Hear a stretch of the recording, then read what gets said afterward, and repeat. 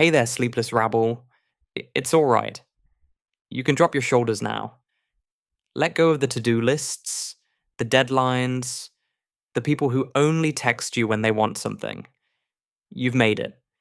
You're here. And tonight, let me take over for a while. Because we're heading back to a time that history books like to sugarcoat, but that smelled mostly of coal dust, cough syrup, and wet wool. A time when childhood wasn't a golden age, but more of a survival course, preferably completed before your 10th birthday. Yes, we're talking about Edwardian England. You know, that graceful little window between corsets and world wars, where upper-class children were dressed like porcelain dolls, and working-class kids were lucky to have shoes, or teeth. So settle in, because tonight we'll walk through sooty alleyways and ivy-covered estates. We'll hear the clatter of factory bells, the silence of governesses, and maybe the laughter of children who found joy despite everything.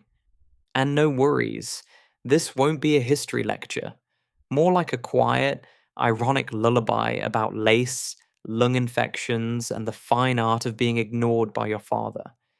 If this sounds like your kind of bedtime escape, don't forget to like this video, subscribe to the channel, and share it with anyone else who grew up with slightly too much emotional repression. And tell me in the comments, what was the weirdest thing you remember from your own childhood? Don't worry. This is a judgment-free sleep zone. This is Napmax Sleep Stories, and you're listening to Corsets, Coal and Cholera, Surviving Edwardian Childhood.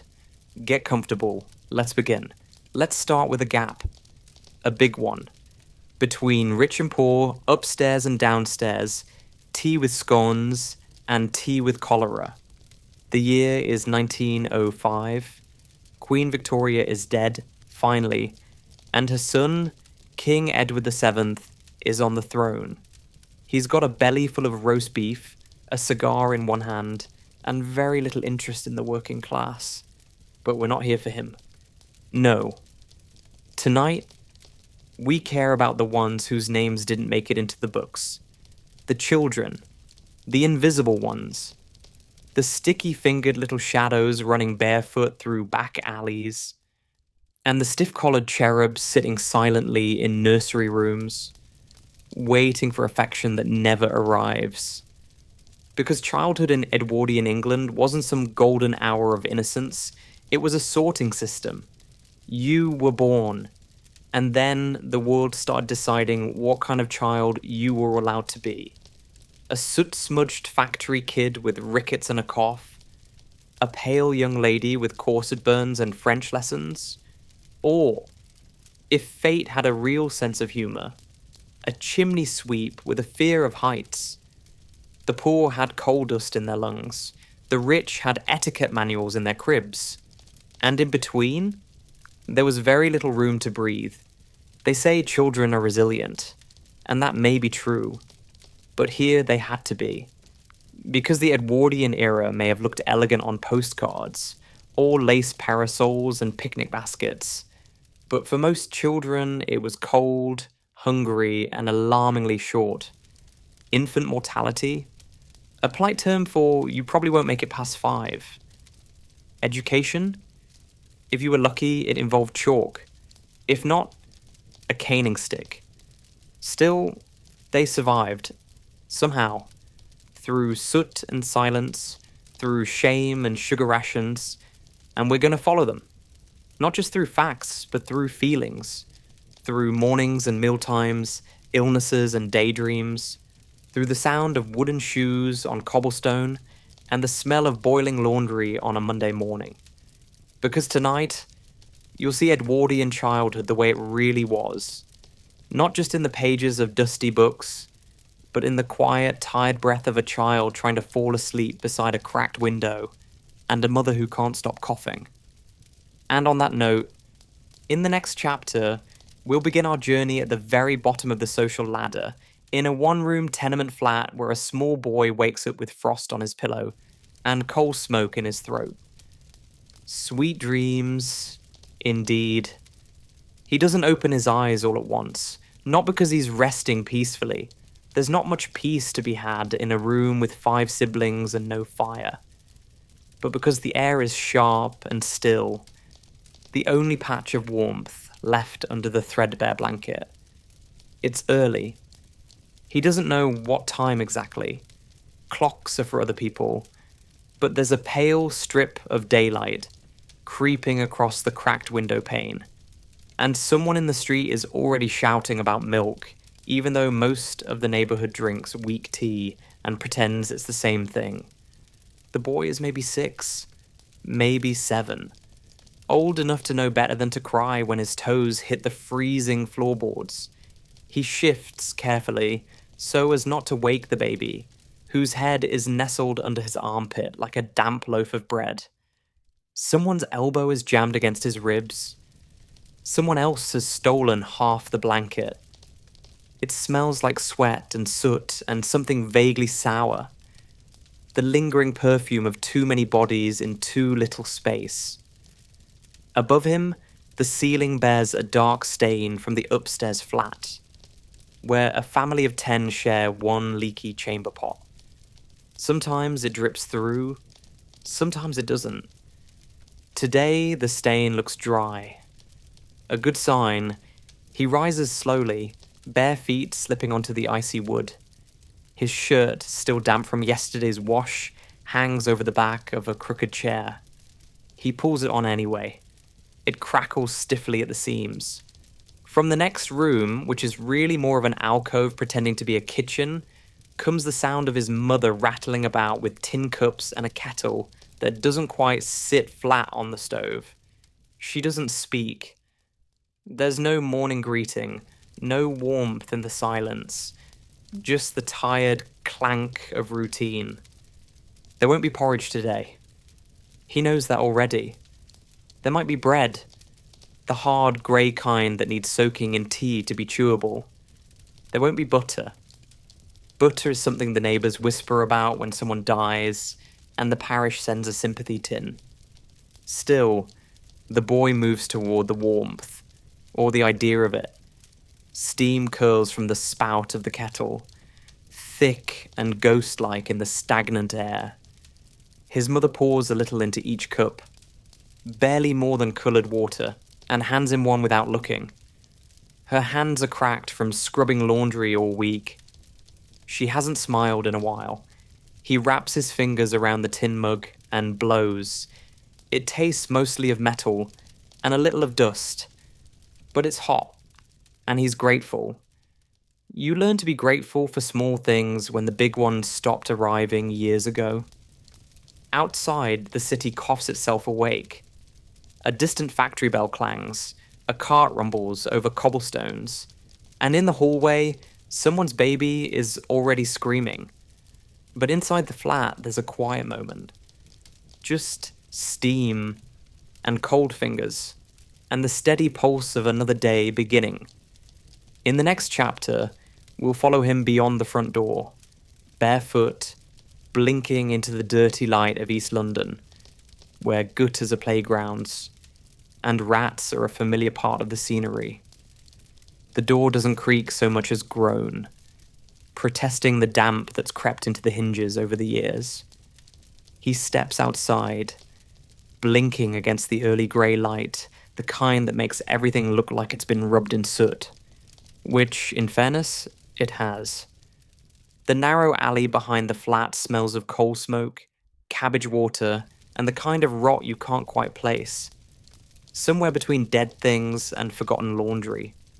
He breathes through his mouth, out of habit more than preference, and feels the damp air settle into his bones like a second skin.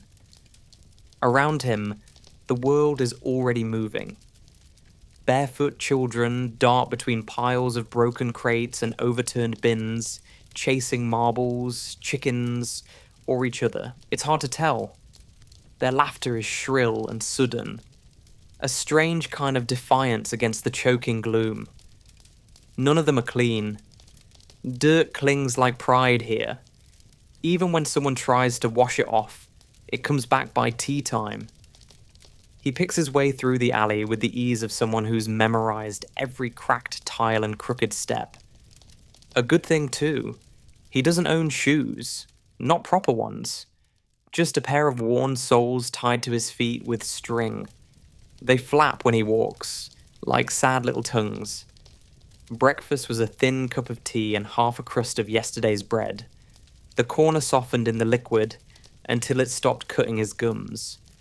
Not enough to fill a stomach, but enough to quiet it for an hour or two. He tucks what's left in his pocket, not to eat later, but to pretend it's still an option.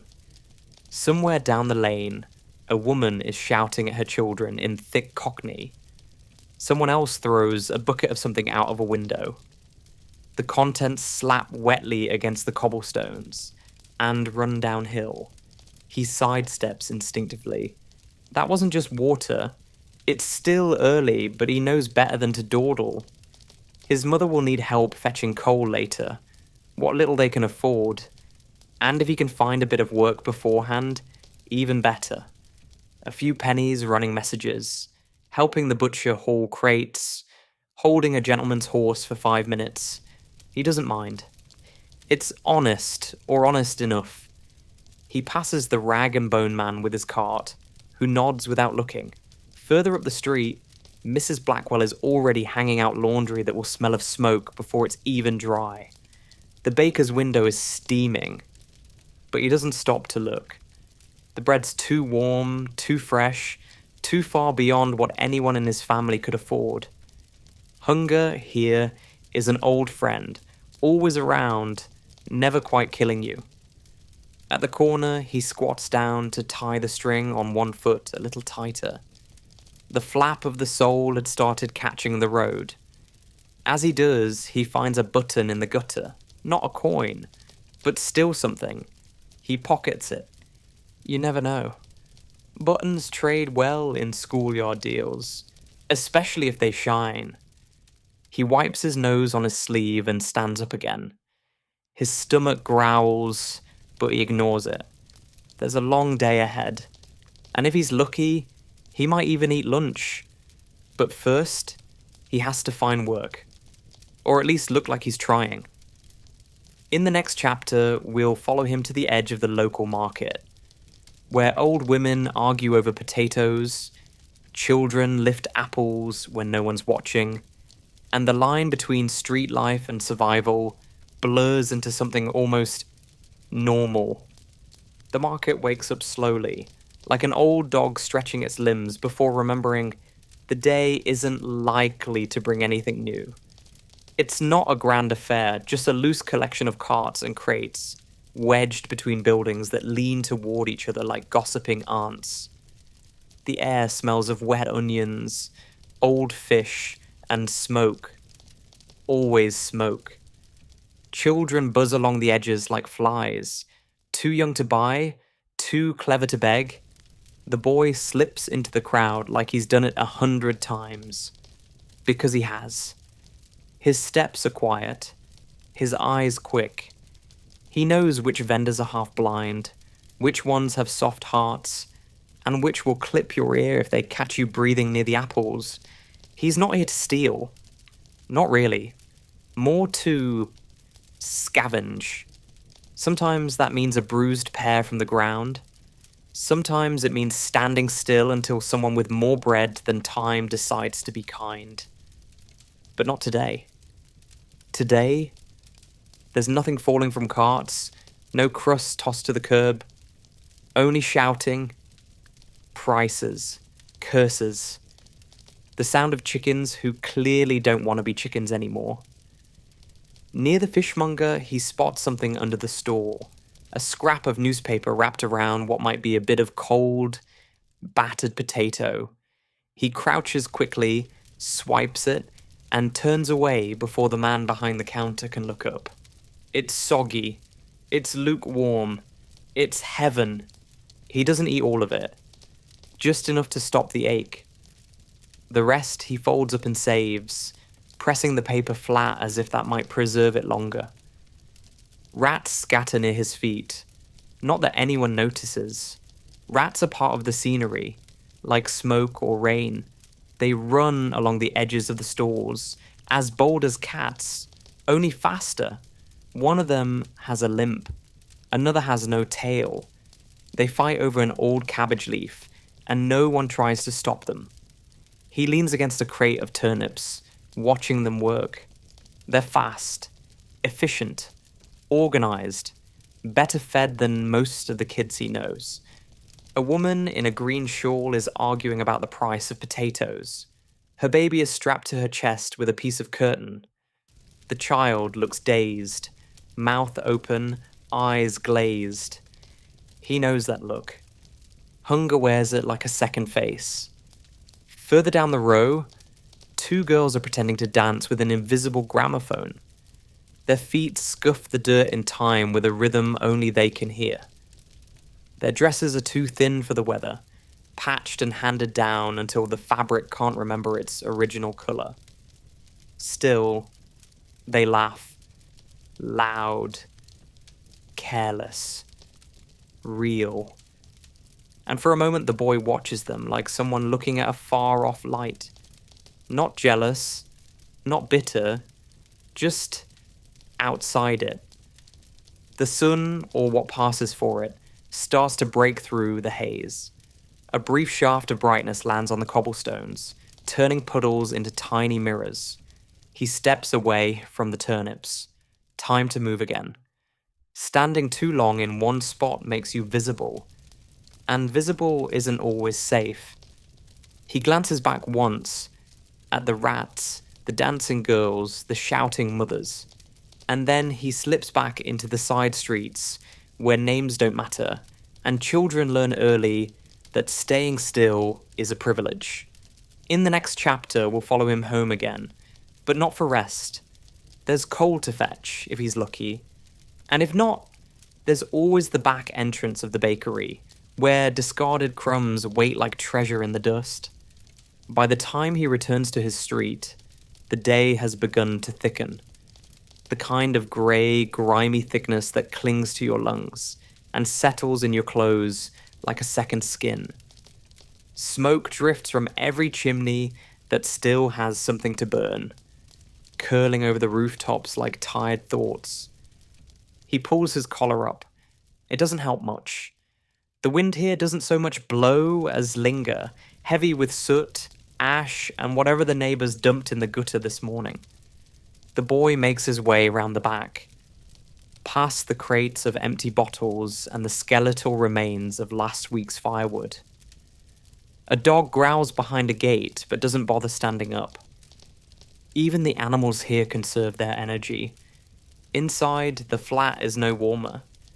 The little stove sits cold and dull, with just enough ash in it to whisper what heat used to feel like. His mother looks up as he enters, face drawn and pale.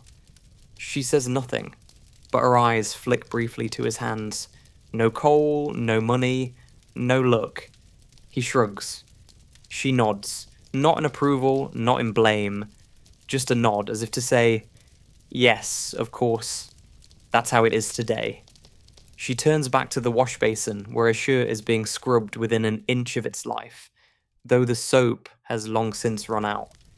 He doesn't stay long. The cold in here is personal, not just the air, but the silence.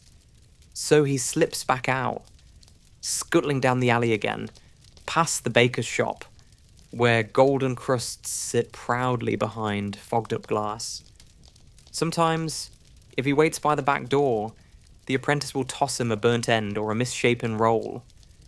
Not today. The door stays shut. He tries the coal yard instead, but the man there waves him off. No spare today. Come back tomorrow. Or don't. The boy walks along the wall behind the foundry, where warmth leaks from bricks like a secret. He presses his palms against them, holding still, letting the heat seep into his skin. It's not enough. But it's something. A minute's rest, a breath of something that isn't cold, But breathing here is risky business. The smoke is thicker on this side of town. Blacker, heavier. It wraps around his throat, catches at the back of his tongue. The air tastes of iron and burned fat, and he can feel it settling in his chest like a warning. His neighbor's boy had a cough like this once. It never went away. They buried him in a borrowed coat. He swallows the thought, turns his collar again, and moves on. There's talk of fresh air in the country, green fields, clean lungs, but that might as well be a fairy tale. Here, air is something you survive, not enjoy. You breathe shallow, you learn when to hold it, you get used to the taste, and sometimes, if you're lucky, the wind shifts. And for a moment, the city forgets how to choke you. In the next chapter, we'll follow him into one of the city's many little schoolrooms, where learning comes with ink stains, cold benches, and the ever-present threat of the cane. The schoolhouse doesn't look like much from the outside. Peeling paint, a crooked door, a roof that whistles when the wind gets cheeky. But it's official. There's a sign nailed beside the entrance that says board school, and that makes all the difference, at least on paper. He doesn't hate school, not exactly. It's warmer than home, for one thing, especially when the fire hasn't gone out yet. And there's routine, which brings its own kind of comfort.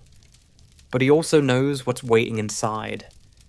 The room smells of damp wood, cheap ink, and children who haven't had proper baths in weeks. The desks are narrow and splintered. Ink pots leak across every surface. The air is thick with chalk dust, and the quiet, pulsing tension of trying not to be noticed. He finds his usual place, third row, near the broken window. Not too close to the front. Not so far back, he'll be accused of hiding. He doesn't sit yet. Not until the bell. The teacher arrives just after the bell, as if summoned by its shriek. Mr. Halberd, tall, lean, all elbows and authority. His voice sounds like it was sharpened against stone, and he carries his cane like it's an extension of his arm. He doesn't raise it often, but when he does, it's quick, and it lands. The day begins with numbers, multiples of 6 recited in a low, rhythmic chant. Not because anyone cares about arithmetic, but because repetition is cheaper than understanding, then spelling, then silence. The boy grips his slate like it might bolt from the desk.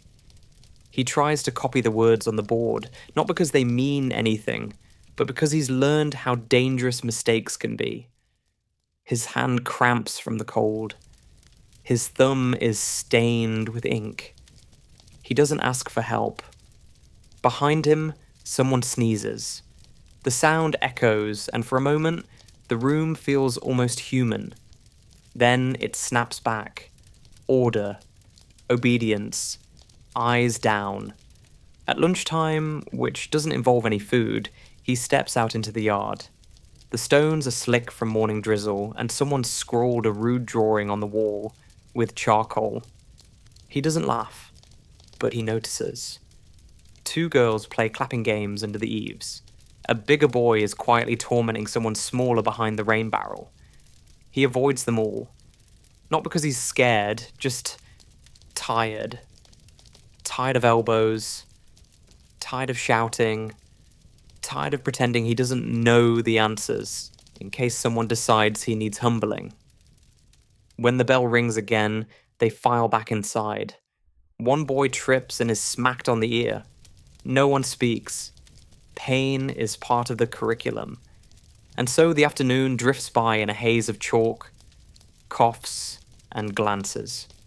The lesson ends not with applause or joy, but with a scrape of chairs and a muffled prayer that tomorrow, just maybe, the teacher stays home.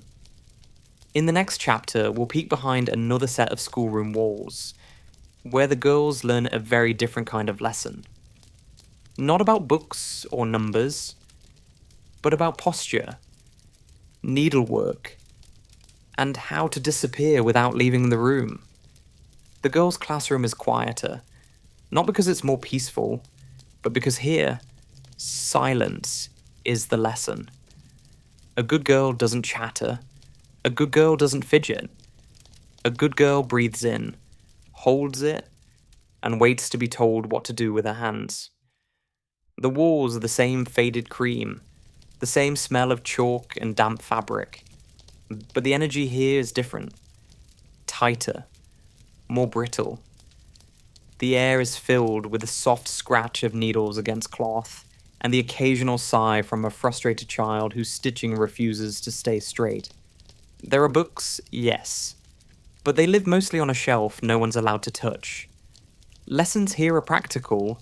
If you're being generous, you're ornamental. If you're being honest, needlework, posture, politeness. How to sit without creasing your skirt. How to lower your eyes without looking afraid. How to make doilies while pretending you're not slowly vanishing. At the front of the room stands Miss Carter, straight-backed, sharp-chinned, and wrapped in an air of bitter lavender. She teaches with a tight smile and the kind of voice that never rises, because it doesn't have to. Disobedience is met not with shouting, but with disappointment, which somehow lands harder. A girl drops her thimble. It rolls across the floor with a metallic clink that echoes too loudly.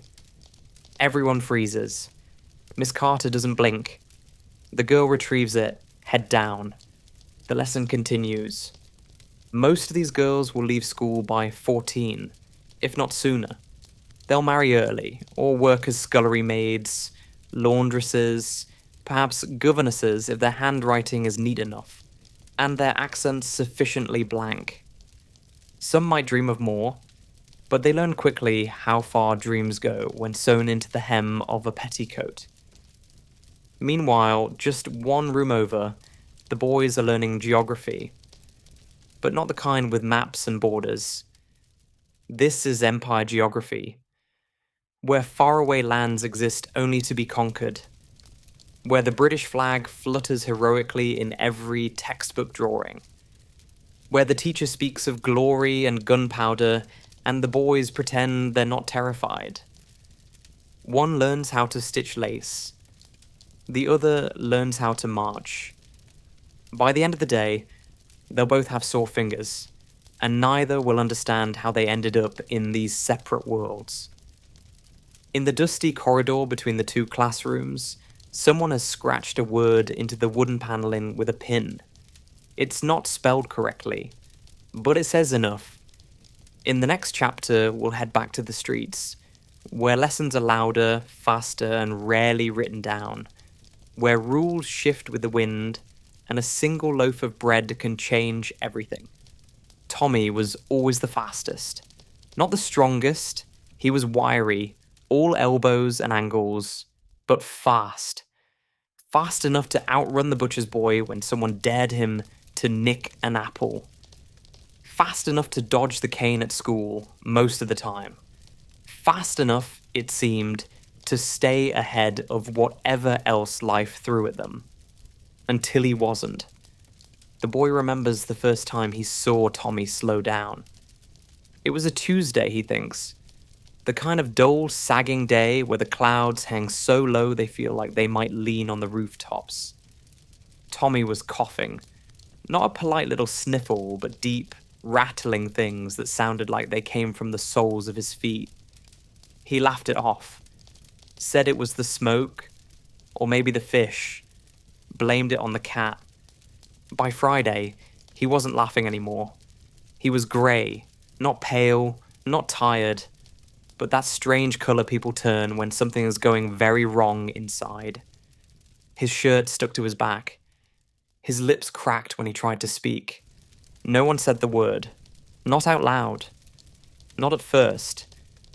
But in whispers, under breath and behind hands, it started to ripple through the alleyways. Cholera. It came and went like a ghost in these parts, Never quite visible, but always leaving a body or two behind. They said it was the water, or the filth, or bad luck. As if bad luck had nothing better to do. Tommy's mother tried. She boiled cloths, spooned water into his mouth, prayed.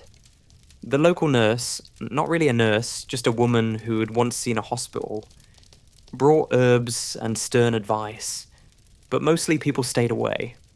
Because once cholera took hold, it didn't much care who was fast, or clean, or innocent. The boy stood outside the flat that morning, kicking at stones and pretending not to listen. Inside, the groans were soft now, too soft. The kind of quiet that fills up the lungs and makes you forget how to breathe. By noon, someone had gone for the parish man. By evening, the mattress was burned. By nightfall, Tommy was a story. No ceremony, no flowers, just a cart that came at dusk. The driver too tired to care and too busy to stop. Afterwards, the alley returned to normal. Children ran, mothers scrubbed. The smell of boiled cabbage drifted from windows again, as if grief had a curfew. But the boy never ran quite the same after that. He didn't say much. Didn't play marbles for a while. Because losing a friend isn't just sorrow, it's realizing how thin the line is between the ones who vanish and the ones who keep walking. And in a world where rats get fed more regularly than some children, that line never feels very fair. In the next chapter, we'll follow him through the eyes of someone else, a little girl placed in care, where the word care meant something quite different from what it promised. They said it like it was a kindness. She's been placed in care. As if the word placed implied something soft. A warm bed, clean sheets, a hand on her back that didn't bruise. But care in Edwardian London had very little to do with kindness, and everything to do with keeping the poor out of sight and off the books. The girl was small for her age, with hair like mouse fur and a voice that barely reached above a whisper. Her name was Elsie. She had one dress, one pair of boots that didn't match, and a piece of blue ribbon she kept tucked in her pocket because her mother once tied it in her hair on a Sunday. When her mother died of exhaustion more than illness, no one came for a while. A neighbour fed her for 2 days, then took her to the parish office. There was no ceremony, no explanation, just a nod, and then she was gone. They called the woman who took her in a nurse, though she was anything but. A Mrs. Clay. Sharp eyes, thin lips, hands that moved too quickly and never gently. She wore a heavy black dress and smelt of boiled bones. Her house had 5 children in it already. None of them spoke. They sat still, like furniture, like they were waiting for something that never arrived. Elsie learned quickly. Don't cry. Don't ask questions. Don't eat unless told. Sometimes they were fed. Sometimes they weren't. Sometimes one of the children disappeared. Sent back to family, Mrs. Clay would say, though no one ever returned. The neighbours didn't interfere. They'd seen the cart arrive too often. And no one wanted trouble with the board. One winter night, Elsie woke up to silence so deep, it made her ears ring. The bed beside hers was empty. The girl who'd coughed all week was simply gone. No one spoke of it. By morning, the blankets had been folded neatly, and a new child arrived by lunchtime. Later, the newspapers would call her kind baby farmers. Some used laudanum, some used pillows, some simply didn't feed the children at all. And when they died, as they often did, there were no questions. Just a few coins from the parish, and another empty space to fill. Elsie survived. No one really knew how. Some said it was luck. Some said she learned how to vanish without dying. But she would never tie that ribbon in her hair again. In the next chapter, we'll step outside this shadowed house and into a sliver of light. where children, despite everything, found ways to laugh, to play, and to hold on to the smallest scraps of joy. There are some things no amount of soot or sorrow can quite stamp out, and among them, perhaps the most stubborn, is the urge to play. Not the polished, well-to-do sort of play with tin soldiers and rocking horses and governesses who clap politely when you built something out of blocks. Number. This was the kind of play born in alleyways and rubble heaps. Improvised, unapologetic, glorious in its defiance, a battered tin lid became a knight's shield. A stick, a sword, a string of rags, a skipping rope. There were rules, of course, always rules, but they changed constantly and never applied to the oldest child in the group. Arguments broke out over chalk lines drawn on stone, over marbles, over imaginary dragons, but somehow it always resolved itself, because tomorrow they'd be back in the same street, with the same chalk, the same dragons. The boy, the one we've followed since morning, wasn't much of a leader, but he was fast and funny in a quiet way. He could find the best hiding spots, knew which fences creaked, which bins were safest to jump from. He'd pull faces that made the others laugh, even when their bellies were empty. And sometimes, that was enough. The girls played too, not just with dolls made of rags, but with fierce imagination. They held mock weddings, mock funerals, entire kingdoms played out in chalk and cobblestone. They mothered stray kittens and bossed around boys twice their size. Their laughter wasn't soft. It rang out, wild and unashamed, echoing off brick walls as if trying to wake the city itself. Even in the worst weeks, when the bread ran out, or someone fell ill, or Tommy was gone, they still played. Maybe not for long. Maybe only in 5-minute bursts between errands or beatings or chores. But they made time. It was a kind of rebellion. To laugh in a world that wanted you silent. To make games where there was no space. To pretend, even for an hour, that you were somewhere else entirely. The adults rarely joined in. They watched from doorways, tired eyes squinting in the smoke, as if trying to remember what it was to spin joy out of nothing. Sometimes one would smile. Just briefly. Then go back to stirring the pot, or scrubbing the steps. But for the children, it mattered.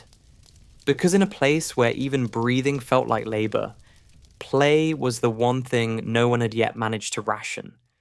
In the next chapter, we'll turn the corner and head somewhere else entirely. Into one of the grand houses, far from soot and cracked boots, where childhood looked different, but wasn't always kinder. In the nursery of 23 Belgrave Square, the world wakes differently. There's no shouting in the street, no coal dust in the lungs, only the rustle of pressed linen, the gentle clink of china being laid out on a silver tray, and the distinct, controlled voice of a woman who has long since forgotten what it means to sleep past dawn. Nanny says it's time to rise. Not a request, not quite an order, just a daily fact.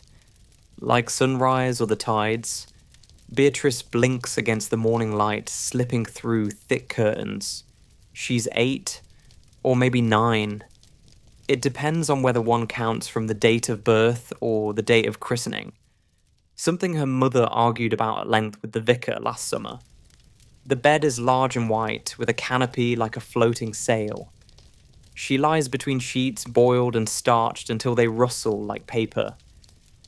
Her hands are folded neatly on her stomach. She's learned not to grip the blanket. It leaves creases, and Nanny notices. In the adjoining cot, her younger brother still sleeps, face turned towards the wall, curls damp with sweat. He'll be woken last. Boys are allowed more rest, even at 3. The door opens. Nanny enters without knocking. She never knocks. The nursery is her domain. She checks the fire, adds coal with practiced silence, adjusts the brass guard without looking. Her uniform is immaculate. Grey wool, white collar, hair pulled so tightly back it seems to stretch her thoughts inward. "Come along now," she says, lifting the covers with the air of someone peeling an orange they didn't want. Beatrice swings her legs over the edge of the bed, bare toes brushing the rug. Persian, she was once told. She doesn't know where Persia is, only that it's somewhere poor people live. The wash basin is cold, though Nanny insists it's bracing. Beatrice cleans her face, brushes her teeth with baking soda, buttons her petticoat. She says nothing.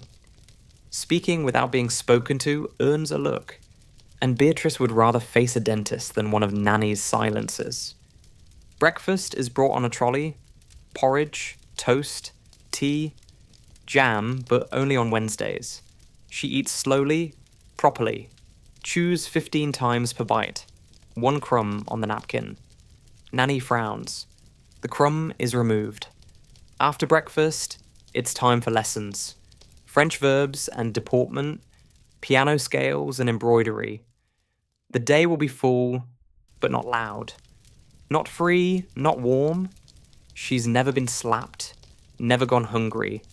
But sometimes, when she sees the maid's daughter running barefoot in the mews, shrieking with laughter, cheeks flushed with real air, something tugs quietly inside her chest. She presses it down, straightens her back, folds her hands. Beatrice is a good girl. In the next chapter, we'll linger in the drawing rooms of the upper class, where appearances are everything, affection is measured, and even the smallest child must learn the family's favourite language, restraint. The drawing room is always immaculate. Not clean, immaculate. There's a difference. Clean is something you do. Immaculate is something you are, or at least something you're expected to look like. Beatrice isn't allowed in here often, but today is Sunday. On Sundays, she must sit quietly with her mother for precisely 20 minutes after breakfast. A performance of togetherness, scheduled and structured, like everything else in this house. Her mother sits beneath the window, spine perfectly straight, wrapped in a gown the colour of champagne, though she never drinks it before noon. She's reading a letter, from Aunt Evangeline probably. There's a line between her brows. Not a wrinkle, certainly not. Just a small suggestion of displeasure. Beatrice folds her hands in her lap and waits. The room smells of roses, polish, and something faintly medicinal. Her stomach still aches from the laxative Nanny gave her last night. To keep things regular, as she put it. She didn't ask if anything was irregular. The silence stretches. The clock ticks with authority. Somewhere down the corridor, someone is being told off in a very hushed voice. She wishes it were louder. Loudness feels more honest. Her mother glances up finally. "Do sit properly, Beatrice." Her voice is gentle and sharp at the same time, like velvet with glass beneath. Beatrice adjusts her shoulders. She's been practicing posture since she was 5. They talk, or rather, they perform conversation. "How are your lessons?" "Fine, thank you." "Are you applying yourself to French?" "Yes, mother." "Good." Her mother smiles. It doesn't reach her eyes. The tray arrives soon after, tea for 1, lemon slices arranged like coins on a saucer. Beatrice isn't offered any. Children don't drink tea in the drawing room. Children don't do much of anything here. After precisely 20 minutes, her mother folds the letter and dismisses her with a kiss that lands somewhere near her temple. Beatrice curtsies, as she was taught, and is returned to the nursery like a parcel. Back upstairs, Nanny nods with approval. Good girl. But Beatrice doesn't feel particularly good. She feels like a mannequin, a porcelain one, cold, painted, carefully posed, and yet she never complains. Because complaining would be unpleasant, and unpleasantness is the enemy of civilization. Later that day, she overhears the housemaid muttering something under her breath about lace and lies. She doesn't understand what she means. Not really, but she remembers it. Because something in her chest tightens whenever she hears the word perfect. In the next chapter, we'll turn to the boys of the upper crust, little lords in the making, dressed like men, expected to be brave, brilliant, and heartbreakingly obedient before they even lose their milk teeth. In the west wing of the house, the one with better light and heavier drapes, the young master's getting dressed. He's 7, though no one calls him a boy. He's Master James, thank you very much. And today he's expected to behave like a gentleman. Again. The valet moves with smooth precision, drawing laces, folding cuffs, brushing imaginary dust from pressed wool. James stands perfectly still, arms slightly out, chin raised. He's practiced this. Standing like a statue while someone else assembles your identity piece by piece. His shoes are polished until they shine like gilt. His collar is starched into a small act of violence. And beneath his finely tailored waistcoat, he wears something most people wouldn't expect. A corset. Not as tight as his sister's, of course. Not made of whalebone or meant to reshape him entirely. But it's there. A soft-bodied training piece, laced gently but firmly. To encourage posture. To prevent slouching. To begin the lifelong lesson of not taking up too much space, even when it's all been handed to you. He doesn't mind it. Not really. It's uncomfortable, yes, but it's familiar. And familiar in this house is the closest thing to comfort. Once dressed, he's led to the study, where his father sits behind a fortress of wood and books. They speak briefly, or rather his father speaks, and James listens. He's told to be brave, to represent the family well, to prepare for Eton, eventually for Oxford, and then, of course, for service. Politics, the army, the church. Something respectable, something public. No mention of joy, no talk of preference. The boy nods. He's good at nodding. He knows it's not a conversation, it's an instruction with a pause in the middle. Afterwards, he's taken to his lessons. Latin, history, fencing. He's taught how to debate, how to bow, how to hold a teacup and a saber without looking weak. By midday, his stomach aches. He doesn't say anything. A gentleman doesn't fuss. In the drawing room, the portrait of his grandfather looms. Medals, moustache, a gaze like thunder. James is told he looks just like him. He hopes not. That night, when the corset is unfastened, he breathes deeply. But he doesn't sigh. That would be theatrical. And theatrical is almost as bad as improper. He goes to bed in silence, hands folded under the coverlet, the nightshirt pulled precisely to his collarbone. Somewhere across the hall, his sister coughs once, then nothing. In the next chapter, we'll look at what happens when neither parent is particularly involved. When love comes in envelopes, attention is rationed, and children are raised more by routine than by affection. There is a leather-bound photograph on the mantelpiece in the drawing room, a formal portrait, sepia-toned, stiff with ceremony, a man in uniform, one hand on a globe, the other resting on the shoulder of a boy who couldn't have been more than 5 at the time. The boy, of course, is James. The man, unmistakably, is his father. It's the only time they were ever photographed together. The image sits in pride of place, polished weekly by the maid, nodded at occasionally by visitors, and studied often by James himself. Though never when anyone is watching. His father isn't dead. He simply isn't home. There are reasons, naturally.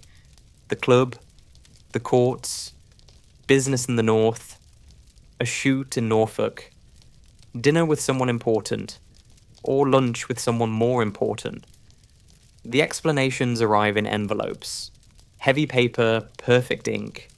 Notes signed with his initials, not father, never love, just a name. A title, a place. Occasionally there's a small gift enclosed. A penknife, a book about explorers, a silver coin from some distant port. Tokens of attention, each one carefully chosen by a secretary who has never met the boy receiving them. When his father does appear, once every month, maybe less, it's as if a new house springs up around him. The curtains are redrawn. The silver is polished again, though it gleamed already.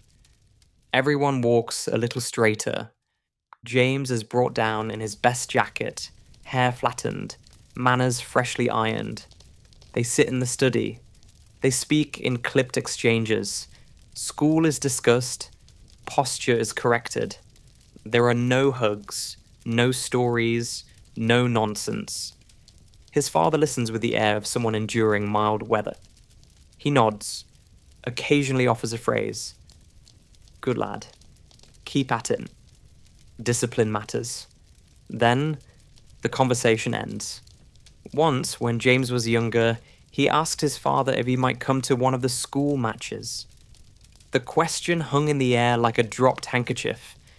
His father looked away, adjusted his cufflinks, and replied that duties must come first. After that, James stopped asking. In the nursery, the governor says it's normal. Fathers are busy. Fathers provide. But the house is full of things he never asked for. And oddly quiet in the places he needs most. Sometimes he hears his mother's voice in the corridor late at night, raised just a little too sharply. He doesn't know what she says, but he recognizes the silence that follows. And so the photograph remains, always watching, always perfectly still. A reminder that even when you live in one of the finest houses in London, it's possible to feel very much alone. In the next chapter, we'll shift from the grand halls of inheritance to the quieter shadows of neglect, where mothers hold their children close, not out of affection, but fear of what will happen if they don't.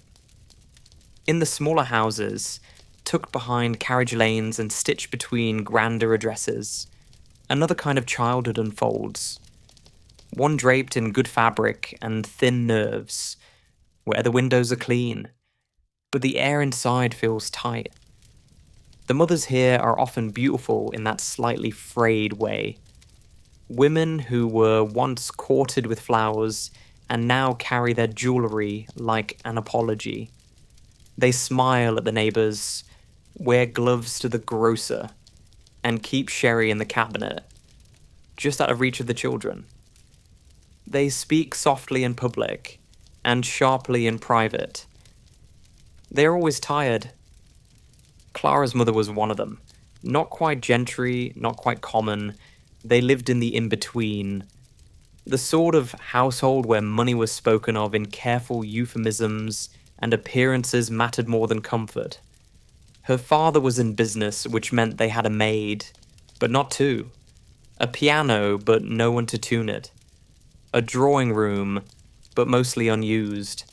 Clara, at 10, was expected to carry herself well. To sit with poise, to speak with clarity, to be presentable at all times, especially when visitors came. Her mother fussed over her appearance constantly, straightening her hem, smoothing her fringe, adjusting her sleeves even when they didn't need adjusting. "You must always look like you belong," she would say, brushing lint from her collar that wasn't there. What she meant, though she never said it plainly, was this: your face is your future. Clara had her mother's jaw and her father's eyes. Both were considered assets. It wasn't unusual for older women, aunts, acquaintances, even governesses, to observe her quietly and then murmur, "She'll make a good match one day," as if she were a trinket to be prepared, wrapped and traded at the right moment. At night, when the house fell into the thick domestic quiet, Clara would lie in bed and stare at the ceiling's faded pattern, tracing it like a map to somewhere better. Not richer, just freer. She wasn't ungrateful. She had clean clothes, books, a warm bed. But she also knew she was being shaped, slowly, carefully, and without permission, into someone who would serve a role before she fully understood what that role cost. Her mother loved her, she supposed. But love in that house looked like constant grooming. Like worry disguised as discipline. Like praise that always came with a condition. "You'll thank me one day," her mother would say, pulling the corset strings tight. And Clara, lips pressed together, would nod. Because no other response was allowed. In the next chapter, we'll peer into a quieter corner of this world where affection becomes rare and children learn early how to fill the space where love was meant to go. There are children in every neighborhood whom no one really notices, not because they're quiet, though they often are, but because they've mastered the art of vanishing in plain sight. Emily was one of them.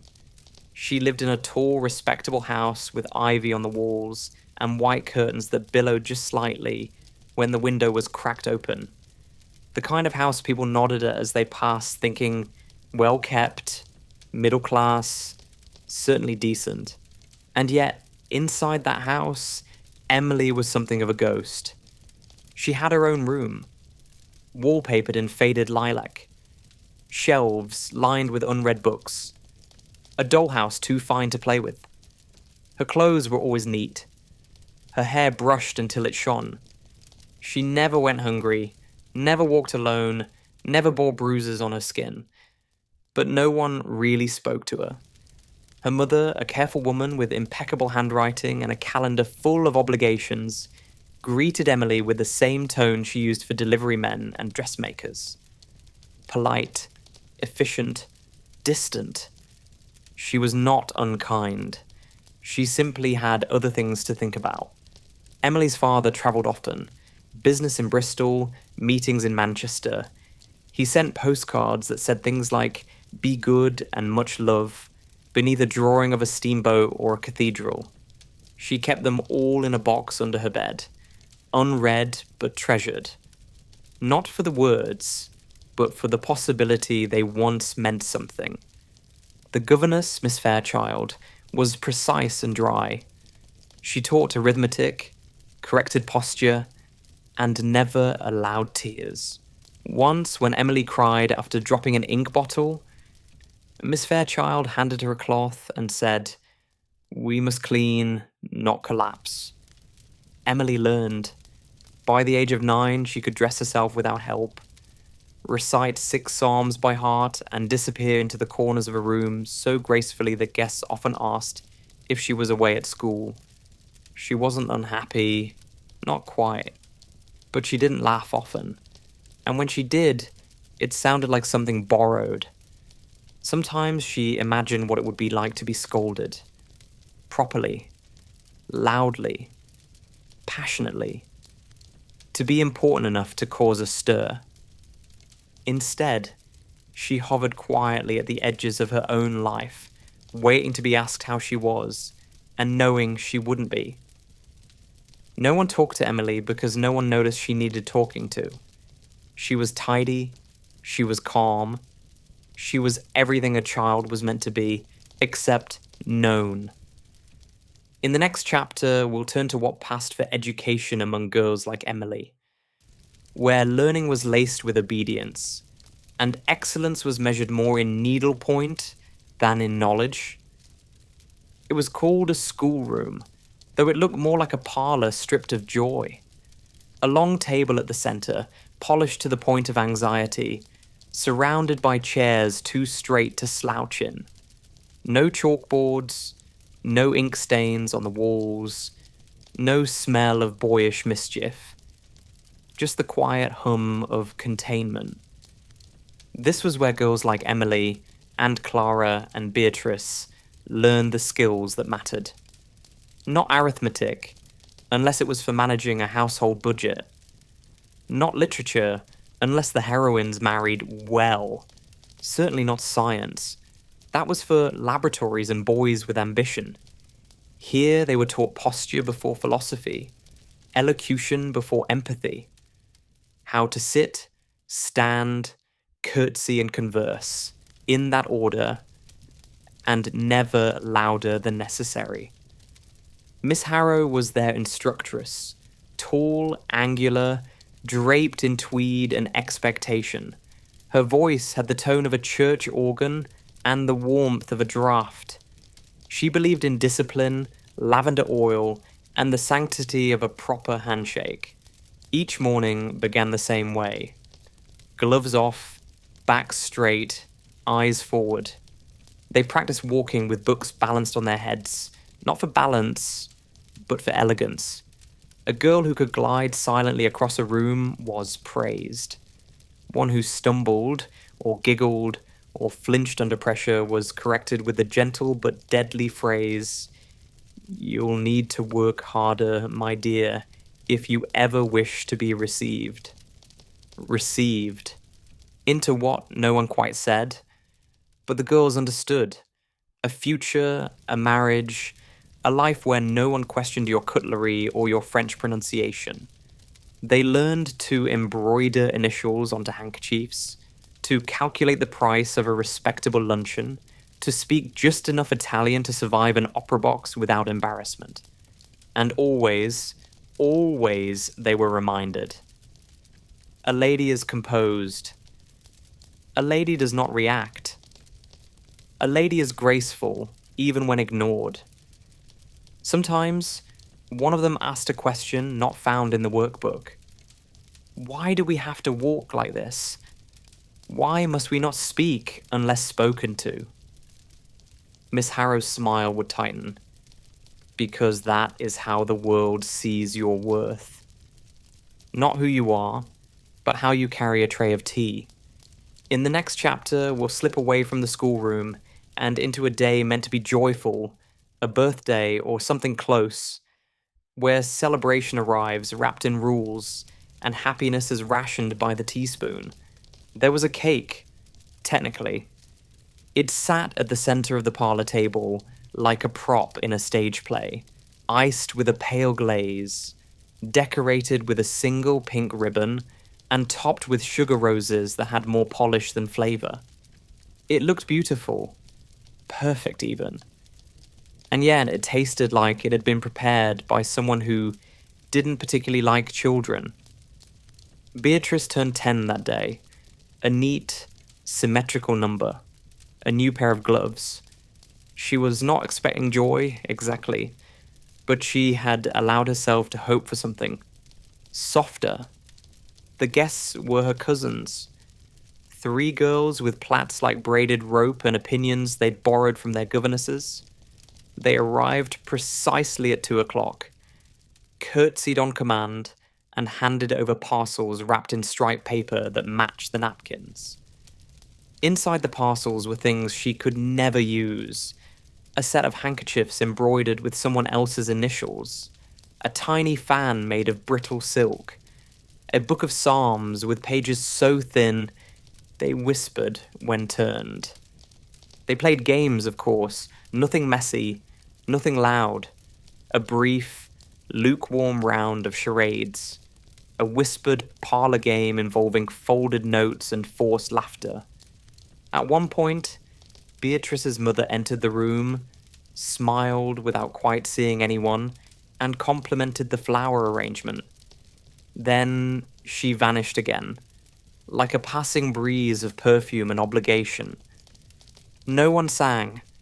Singing would have been unseemly.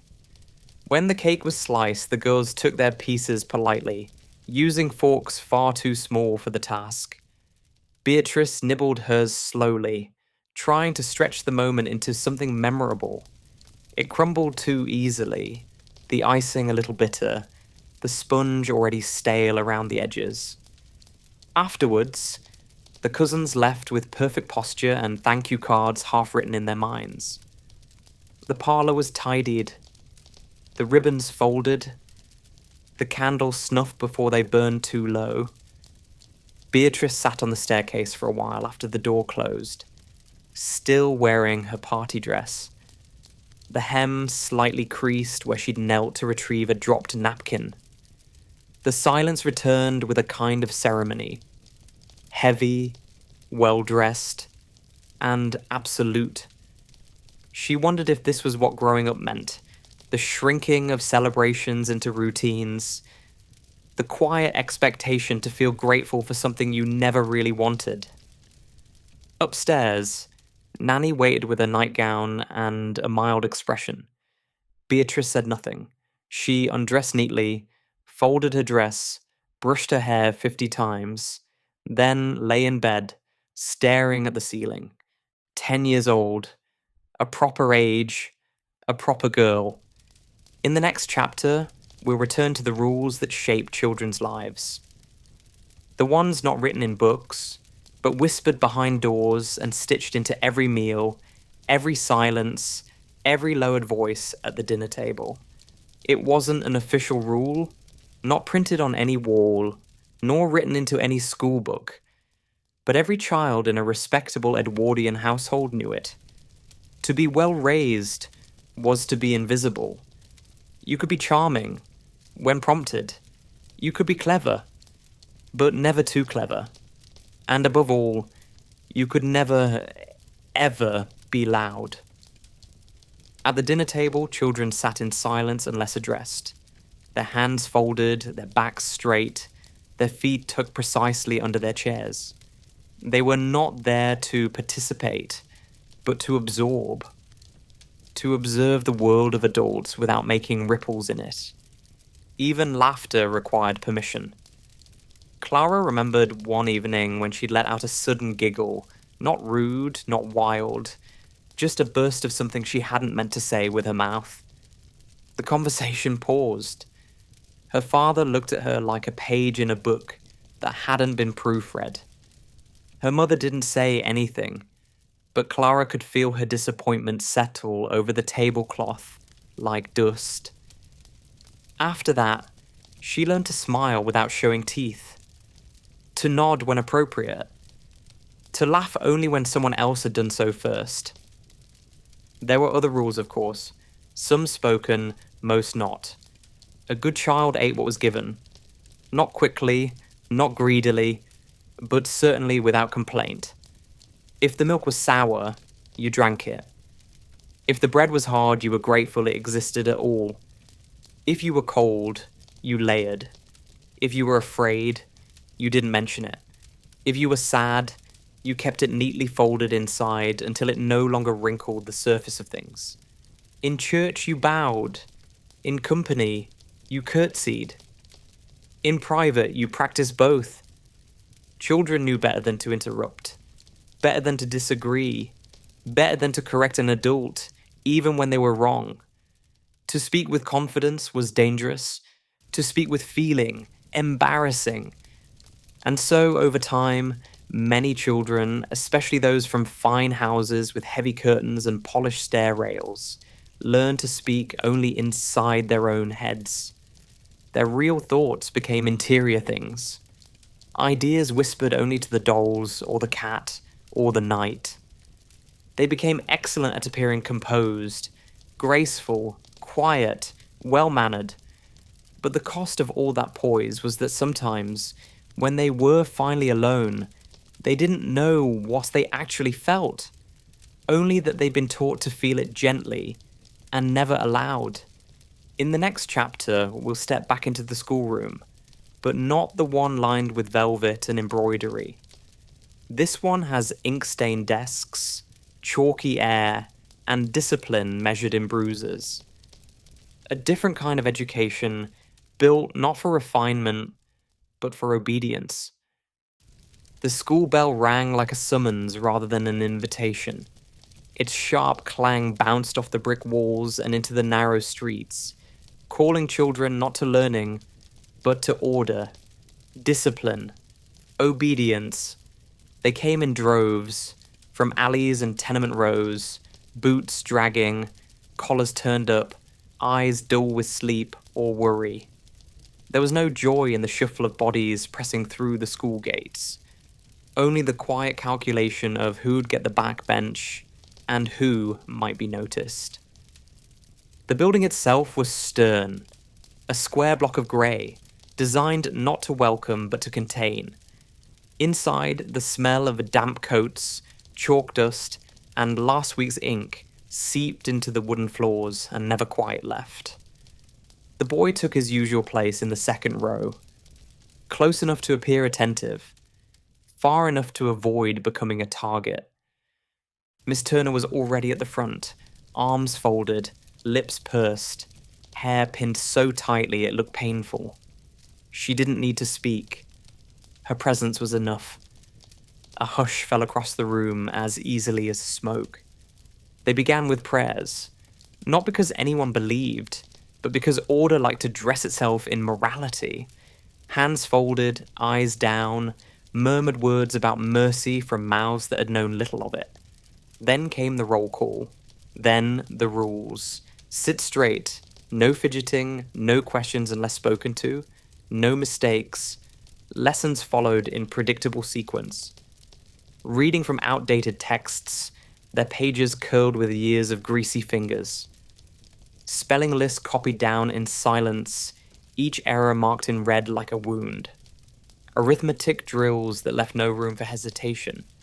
One boy stumbled over a subtraction. The room went still. Miss Turner reached for the cane without breaking stride. A sharp crack. The boy didn't cry. Not because it didn't hurt, but because tears earned worse. The rhythm of the day continued, like a factory belt turning through hours. Lunch came, if you brought it. He hadn't. So he sat quietly, watching crumbs fall from other children's fingers, pretending he wasn't hungry, though the ache in his stomach pulsed with every breath. Outside, the playground offered no real reprieve. It was grey and gravelled, hemmed in by iron railings. Games were half-hearted. Laughter came in nervous bursts, glancing constantly towards the windows, where a teacher might be watching. The afternoon dragged like wet cloth. Copywork, dictation, more sums. A single cough earned a glare. A yawn, a snapped command to stand. And when the final bell rang, it didn't feel like release, only the end of one cage and the return to another. Still, the boy filed out with the others, his boots scuffing the stone. He hadn't been caned. He hadn't been called on. He'd survived another day. In the next chapter, we'll return to the shadows of the classroom, to the tools meant to instruct, and the hands that bore the price of every forgotten word, every slanting line, every breath that came at the wrong time. The alphabet wasn't taught so much as enforced. Each letter was a test, a measure of whether your fingers could shape something neat enough to please the eye, and whether your mind could stay still long enough to make it count. The classroom smelt of ink and tension, the kind that settles in the joints of children who know that even one shaky loop of a letter could invite pain. The boy sat hunched over his slate, thumb stained black, the other hand hovering just above the surface. Not quite writing, not quite ready. He could form most of the letters well enough. His A was round. His C tidy, but F always looked like it had tripped halfway through. Miss Turner walked between the rows like a shadow in petticoats, her boots tapping in time with their silence. When she stopped behind a pupil, you could hear breathing shift across the room. He kept his eyes down. His neighbour coughed. Not loudly, just once. But it broke the rhythm, and that was enough. A sharp correction followed. not just in voice, but in action. The cane tapped the desk, then the child's knuckles. No fury, no shouting, just that cold, clean discipline that left nothing open to discussion. Back to the lesson. Copying lines. I must write clearly. I must write correctly. Over and over until the meaning faded, and only the shape of the sentence mattered. The desks were ink-stained from generations of identical punishments. The nibs on the pens were blunt, the inkwells dry by midday. Still, they were expected to produce perfect curves, perfect spacing, perfect obedience. Mistakes weren't simply errors, they were marks against character. Boys were told that poor penmanship meant a weak mind. Girls were warned that messy work reflected a sloppy nature, and no good husband wanted a wife who couldn't keep her letters straight. Sometimes, a child would try to write with their left hand. That was corrected instantly. The left was for thieves, for sinners. One boy had his hand tied behind his back for a week, until the habit broke. Learning wasn't about understanding. It was about containment. Letters shaped bodies. Sentences taught silence. When the boy finally finished his lines, his wrist ached, and the side of his hand was smudged grey with ink. He didn't know if he'd done it well. Only that no one had hit him. And that was enough today to feel like success. In the next chapter, we'll step away from the desks and into the Sunday school halls, where salvation was preached, songs were sung, and sin was quietly assigned to anyone who smiled too widely or asked too many questions. Sunday was meant to be a day of rest, though for most children it felt like another lesson. Only this one came with hymns, pews, and the looming suggestion of eternal consequence. They dressed in their second best clothes, not their best. Those were for funerals and family portraits, but something respectable enough to imply morality. Hair was combed, faces were washed, if there was soap. Even the smallest children learned to sit on benches too hard for comfort and pretend they understood what was being said. The boy sat near the back of the room. The Sunday school hall was drafty, with windows that rattled and paint that peeled in quiet flakes from the skirting boards. It smelt of wet wool, hymn books, and damp boots. The fire never quite reached the back row. Miss Ellen led the session. She was round and breathless, with eyes that darted between pupils as though one of them might be planning theological rebellion. She began with a prayer followed by a reading, always from the book of Proverbs. Children were fond of stories. The adults preferred rules. After the reading came the moral, obedience, cleanliness, gratefulness. The virtues were always familiar. The sins more creative. Smiling too much was vanity. Whispering was deceit. Dirty fingernails suggested spiritual decay.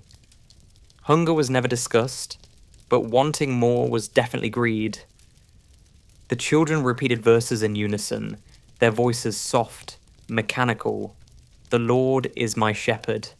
I shall not want, even if they already did. Then came the songs, clipped little hymns that spoke of joy and angels, sung in tones that suggested neither. The boy liked the singing, in theory, but it always reminded him how thin his voice sounded next to others. At the front of the hall stood a chart, rows of names beside gold stars and black marks. Good behavior earned stickers. Talking during prayer earned a line with a red pencil. He had 3 red lines this month. One for slouching, one for speaking without raising his hand. One, and this still puzzled him, for fidgeting during the Lord's Prayer when his fingers went numb from the cold. At the end of the session, each child was handed a small tract. This week's title, Honesty in the Eyes of God. He folded it carefully and slipped it into his coat, not because he would read it, but because Miss Ellen watched to see who left theirs behind. On the walk home, the air felt lighter. Not warmer, just quieter. He breathed out slowly, feeling the hymn still stuck somewhere in his chest. He wasn't sure what had been saved today, but at least no one had raised their voice. In the next chapter, we'll return to the schoolroom once more, where boys are taught geography with maps stained by empire, and girls are taught to count stitches, not countries. There was a lesson on maps that morning, the kind with thick black lines and pink blotches spreading across distant continents. The boys were told to copy the borders carefully, to memorize the capital cities of lands they would never visit, and to repeat the names of places as if they belonged to them. Ceylon, Rhodesia, the Gold Coast. It was called geography, but really it was something else. A study in control, a way of teaching boys that the world was something to be held, named, ruled, and if necessary, redrawn. The boy didn't ask questions. None of them did. Not when the teacher spoke of savages in strange lands, of civilizing missions, of queen and country. The classroom was no place for curiosity. It was for facts, or, at the very least, for confidence. He copied the map of India 3 times before the ink ran dry. His fingers cramped, but he said nothing. The teacher walked behind the rows, correcting posture more often than spelling. In the adjoining room, the girls were also learning. Not about borders or the shape of the globe, but about household accounts and how to fold napkins with symmetrical corners. Their world was smaller, not because it had to be, but because someone had already decided that it should. Clara sat at the end of the embroidery table, eyes down, needle moving in steady loops. They were making samplers, rows of letters stitched in soft thread, meant to show neatness, not thought. Above her work, the motto read, "Diligence is grace." She'd once asked why they didn't learn geography too. Miss Harrow had replied, not unkindly, "You will never need to know where Sudan is, my dear, but you will need to know how to mend a hem." And that was that. The children in both rooms worked quietly, not because they were at peace, but because they had learned the price of standing out. One room trained boys to conquer. The other trained girls to endure. When the bells rang for break, they crossed paths only briefly. A glance. A nudge. A snatched whisper, quickly swallowed. Then, they returned to their lessons. To maps. To thread. To roles they hadn't chosen. And somewhere beyond the school walls, the world turned. Too far away. Too large. Too tightly held for any of them to reach. In the next chapter, we'll step into the short breath of freedom known as recess, where games are played in whispers, alliances are made without words, and even the tiniest moment of laughter feels like rebellion. For 10 minutes each day, 15 if Miss Turner was in a charitable mood, the children were released into the schoolyard. Not set free exactly, just released. The yard was walled on all sides, paved in uneven stone, and watched closely by 2 teachers with sharp eyes and folded arms. But it was something. A breath. A pause in the machinery. The boy stepped out with the others, shoulders hunched against the wind that always found its way between the bricks. He kept to the edge, near the drain pipe that never quite emptied right, where the ground was always just a little slick with yesterday's rain. It wasn't much of a hiding place, but it gave him a moment's stillness. Around him, the usual choreography unfolded. Boys kicked a limp ball made from rags and string. 2 girls jumped rope with a frayed length of twine, singing a rhyme about a chimney sweep. and a lady with no shoes. Someone tried to start a fight, or stop one. It was hard to tell the difference at that age. Laughter echoed, but only in bursts. Not the rich, rolling kind, just quick, barked fragments that vanished as soon as they arrived. Always glancing toward the windows, always half ready to stop. The boy had a marble in his pocket, a cloudy blue one, chipped at the edge. He turned it in his fingers, not to play, but to feel something cold and round and his. Next to the rubbish bins, a small group whispered in tight circles. Trades were made, buttons, chalk, crumbs wrapped in paper. Every playground had its own economy. Barter systems built from boredom and want. The teacher on duty, Mr. Rigsby, walked the perimeter like a prison guard with a limp. He didn't speak unless provoked. He simply watched, which was often enough. A sudden cry, sharp, too loud, brought everything to a halt. One boy had fallen. Blood at the knee, tears brimming. Mr. Rigsby approached slowly. He didn't bend down, didn't offer a hand. "Stand up, boy. No need to make a fuss." And the boy did, because the lesson was already clear. Pain wasn't the problem. Being seen in it was. The whistle blew then one long, thin note, and just like that, playtime ended. No one protested. They simply fell back into line, shoulders squared, expressions wiped clean. The boy slipped the marble back into his pocket and followed the others inside. The sound of boots on stone already smoothed into silence.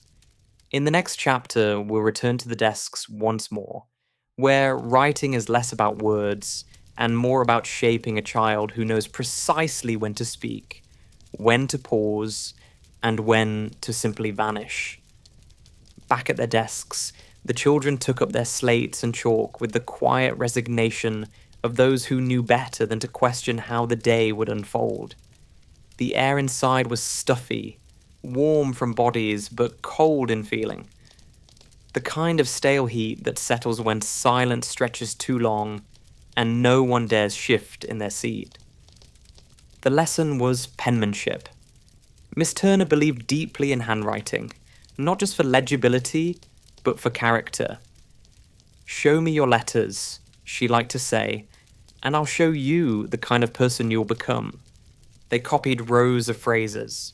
Duty above all. Order is peace. Neatness is virtue. The boy scratched out his lines carefully. He had long fingers, nimble enough to form the loops, but not strong enough to stop them shaking if she stood too near. Every letter mattered.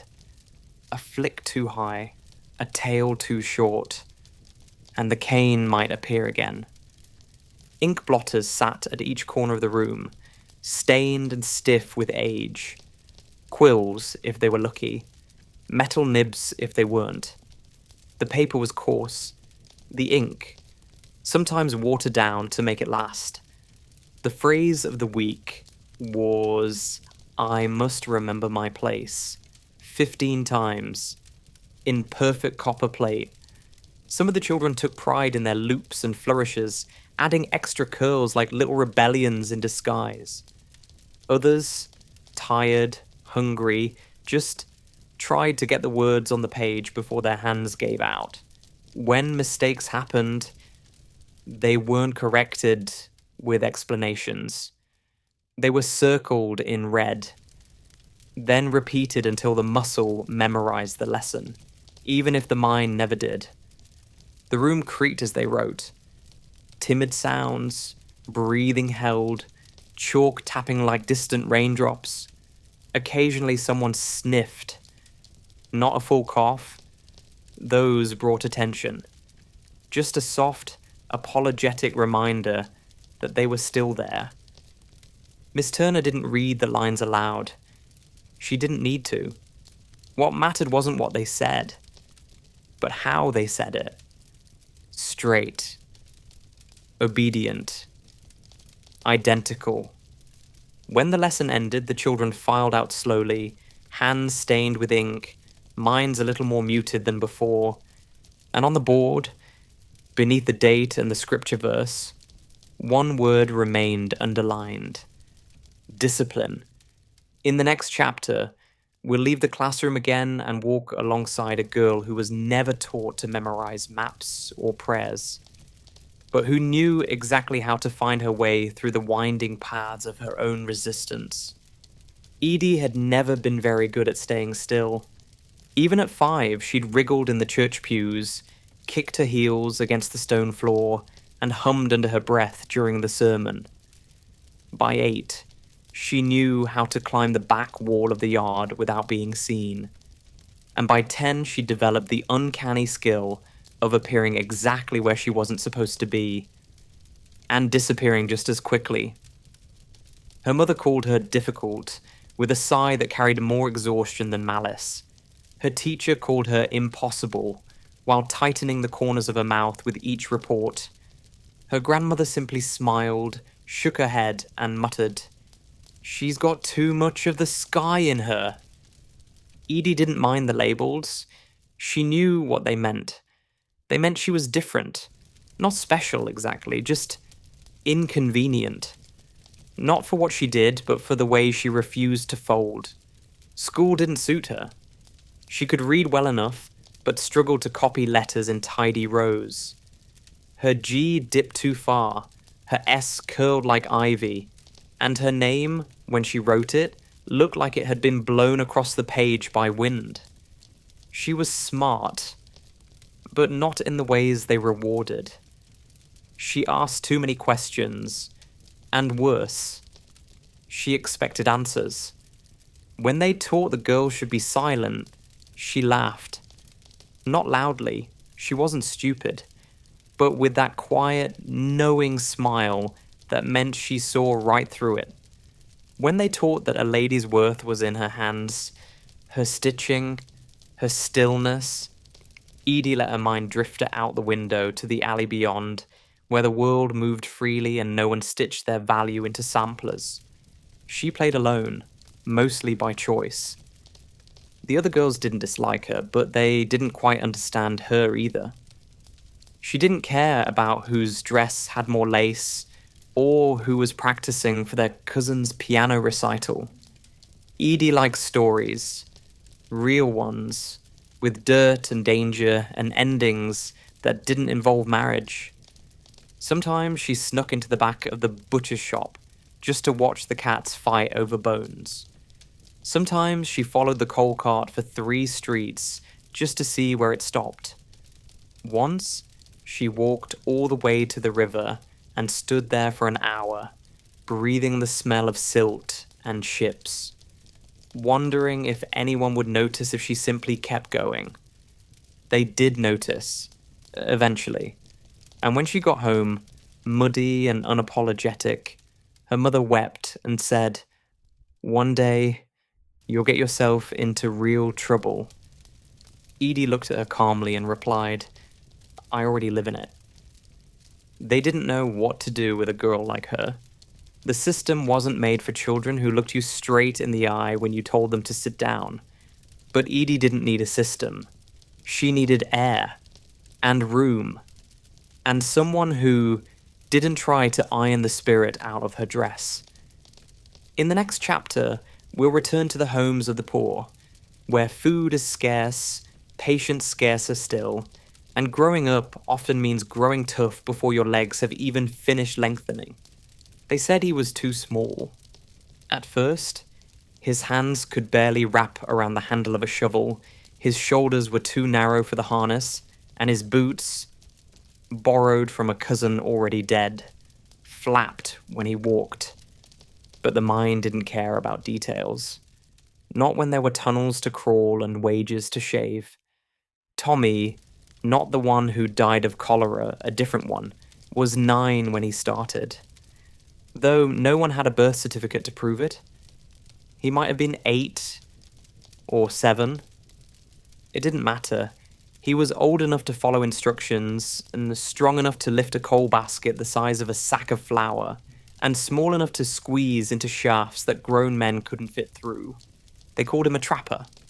He sat in the dark for hours, opening and closing a wooden door to regulate air. That was it. Sit. Wait. Open when you hear the cart. Close when it's gone. No lantern, no clock, no company. Just the black. Not the sort you find at night, but the deeper kind that lives in the lungs and coats your dreams. He sometimes hummed to keep himself from forgetting the sound of his own voice. Once he tried to count the drips of water from the tunnel ceiling. He reached 472 before losing track. They paid him twopence a day, less if he coughed, even less if he cried. His mother was proud in a quiet, bone-tired way. It wasn't what she wanted, but it was what kept the rent from growing teeth. The older boys teased him at first. Too thin, too soft, too easy to knock sideways. But he learned fast, learned to swing first, and apologize never. Learned to take his slice of bread before someone else did. Learned the coal dust doesn't wash out no matter how hard you scrub. After a few weeks, no one teased him anymore. He was just another face in the soot. Another cough in the corridor. Sometimes he'd hear of boys in other parts of town. Ones who went to school, who had shoes that matched, who knew how to spell things like elephant and liberty. He didn't envy them. Not exactly. But on cold mornings, when the frost made the metal rails ache and his fingers wouldn't bend properly, he wondered what it might feel like to be tired for reasons that didn't involve your spine. He never asked to leave, never tried to run, because even at 9 or 8, he understood the truth. You don't leave the mine, you grow into it. One day, maybe, they'd let him above ground. Let him push a cart instead of sitting beside it. Let him break his back like a man instead of breaking his mind like a boy. In the next chapter, we'll crawl out of the tunnels and into another kind of labor. The factory floor, where noise replaces silence. But the price of survival remains the same. The first thing you noticed was the noise. Not a sound you could get used to, not really. More a constant mechanical scream that lived somewhere behind your ears and followed you home like soot on your collar. The factory floor roared and rattled, spat steam, coughed dust. It didn't breathe. It consumed. Maggie was 12, or near enough, when she started. She told them she was 14. No one believed her, but they looked the other way. She was tall for her age, thin as wire, and quick with her fingers. Good enough for the spinning room. She arrived before sunrise. Always. The machines were already awake by then, already clattering through thread and cloth like they owned the day. The air inside was heavy, hot and sharp. It stank of oil and wool, of metal shavings and bodies packed too close. There were no windows, no brakes, only the bell that told you when to begin, and the one that told you when you could leave, if you were lucky enough to last that long. She worked beside other girls, some older, some younger, none of them smiling. They moved with mechanical grace, feeding the threads, catching the bobbins, tying the fibers with hands that bled before they learned not to. Bandages were frowned upon. They slowed things down. Maggie's job was to monitor the threads as they ran through the spinning frames. If one snapped, she had to tie it quickly without stopping the machine. Stopping the machine meant lost time. Lost time meant docked wages. Docked wages meant no supper. She was good at it. Fast, precise, but her eyes burned constantly and her arms ached by midday. She fainted once, not a dramatic collapse, just a slow slump against the frame, eyes fluttering shut as the heat and hunger claimed her balance.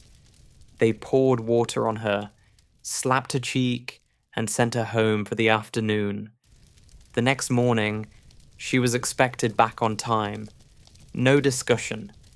The overseer, Mr. Clark, didn't tolerate excuses. He didn't raise his voice. He didn't need to. The machines did that for him. One girl lost a finger in the looms, another collapsed from exhaustion and was never seen again. No one spoke of it. No one asked where she went. Maggie kept her head down.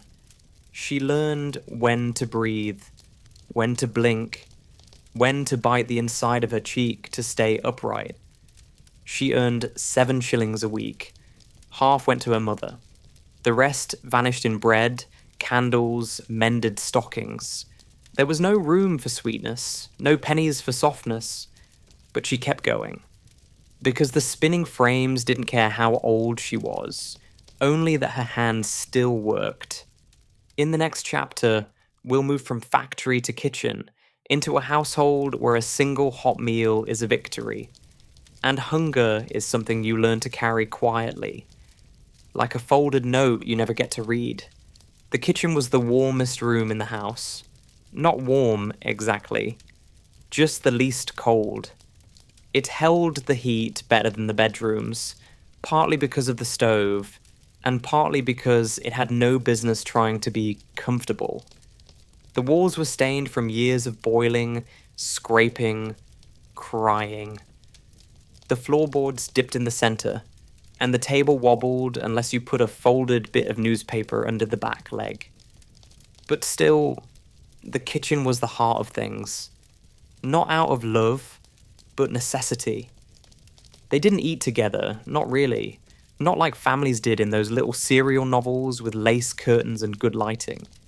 They ate in shifts, in corners, on laps. 1 meal a day was standard. Twice if something unexpected had come in. A good turn from the butcher, leftover bones from the pub, a neighbour's pity wrapped in cloth. Today was one of the better days. There was a pot on the stove. It steamed. That alone felt like luxury. Inside it, barley, a few carrots, some limp cabbage, and what might have been meat, or might have been just the memory of it. They didn't ask. The mother served in chip bowls, careful to make it look even. She always gave herself last, and least. No one commented on that anymore.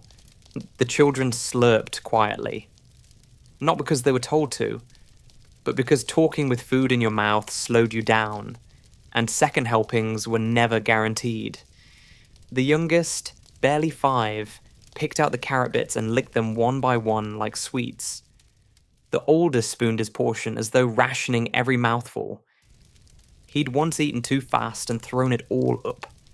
That had been a bad day. The boy, our boy, ate steadily. Eyes on the bowl, thoughts elsewhere. He tasted salt and water and something bitter at the bottom. It didn't matter. It was warm. It filled him. It would do. Afterwards, his mother rinsed the bowls and stacked them upside down to dry. The steam in the room faded. The warmth followed. She lit a single candle. Wood was low again. There was no dessert. There rarely was. Sometimes she'd slice a bit of apple and let them smell it, just for the memory. Sometimes they'd share a heel of stale bread and call it pudding. But tonight, there was only quiet, and the sound of a spoon scraping the last bit from the pot, and a small voice asking, without hope, if there might be more. There wasn't. In the next chapter, we'll turn to the ones left out of even these meagre meals. The children for whom doctors were too expensive, remedies too late, and sickness too common to cause alarm. He'd had the cough for weeks. At first, it was just a tickle, a dry little bark that came in the evening and left by morning. Then it stayed longer, deeper, louder. By the end of the second week, it rattled in his chest like loose stones in a tin. Each breath sounded like it had to claw its way out. His mother noticed. Of course she did. But she said nothing. There was no money for a doctor, no time to waste on a child who could still stand, still walk, Still carry coal and fetch water and keep quiet. Doctors didn't come for boys like him unless someone died. And even then, they often arrived late, hat in hand, apology rehearsed. She tried what she could. Boiled onion skins in milk. Old cloths soaked in camphor. A penny tin of cough syrup bought with the last of the washing money. None of it helped. He kept going because that's what you did. You woke up cold, dressed in yesterday's clothes, swallowed whatever tea or crust was left, and pushed the pain aside like a damp coat hung near the door. Some days he was dizzy. Some days he had to sit down in the street and count to 10 before he could stand again. One day, he coughed into his hand and saw blood. He didn't tell anyone. At night, the wheezing got worse. He lay on his side, knees curled, hands tucked beneath his chin. The sound of his own lungs frightened him. It didn't sound human anymore. More like an old bellows left to rust. His sister offered him her scarf.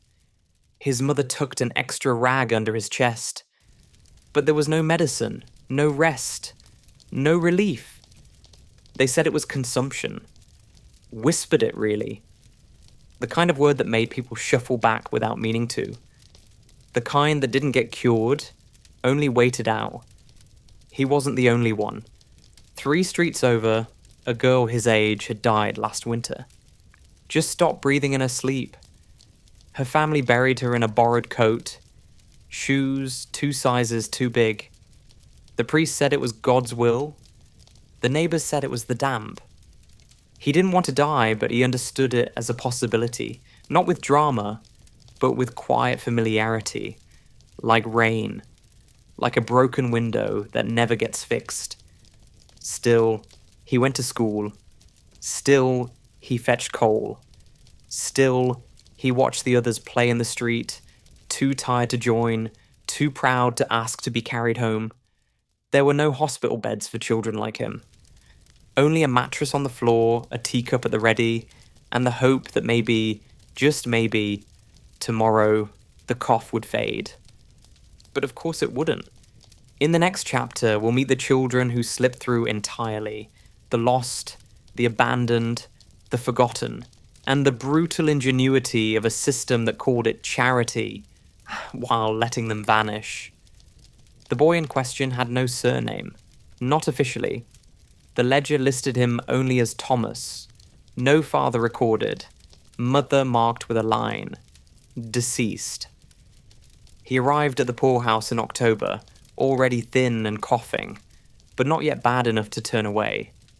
They gave him a blanket, a bunk, a pair of boots too large, and silence. The staff weren't unkind, just practical, no time for softness, no space for memory. There were others like him. Dozens.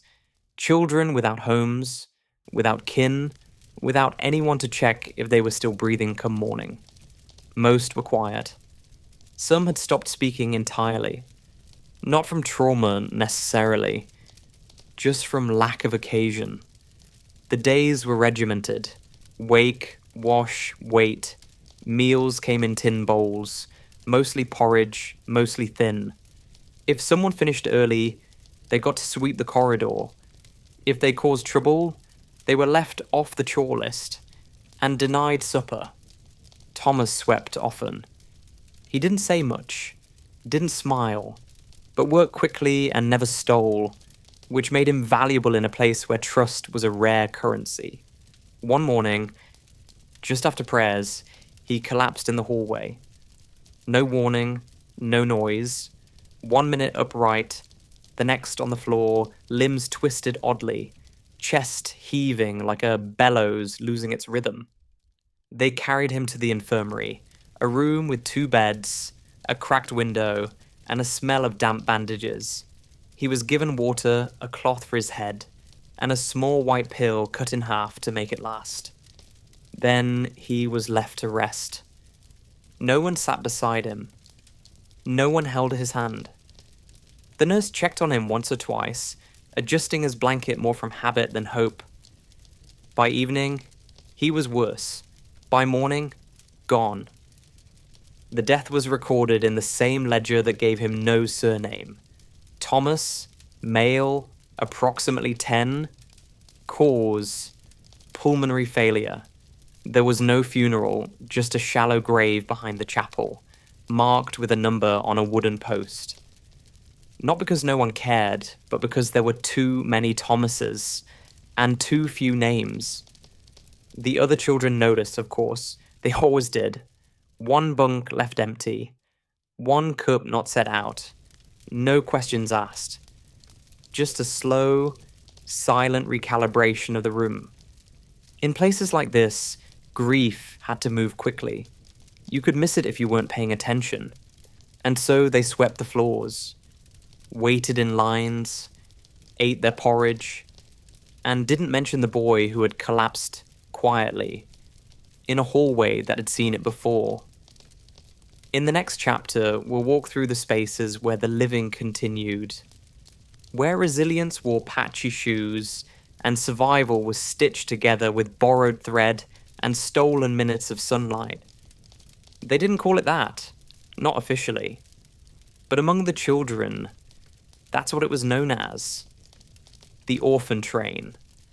A rattling line of carriages that came once a month to collect the unwanted, the unclaimed, and the conveniently forgotten. No one explained where it went. Only that it went away.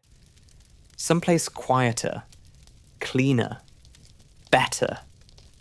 Though no one who left ever came back to describe it. There was no ceremony, just a list read aloud in the workhouse hall.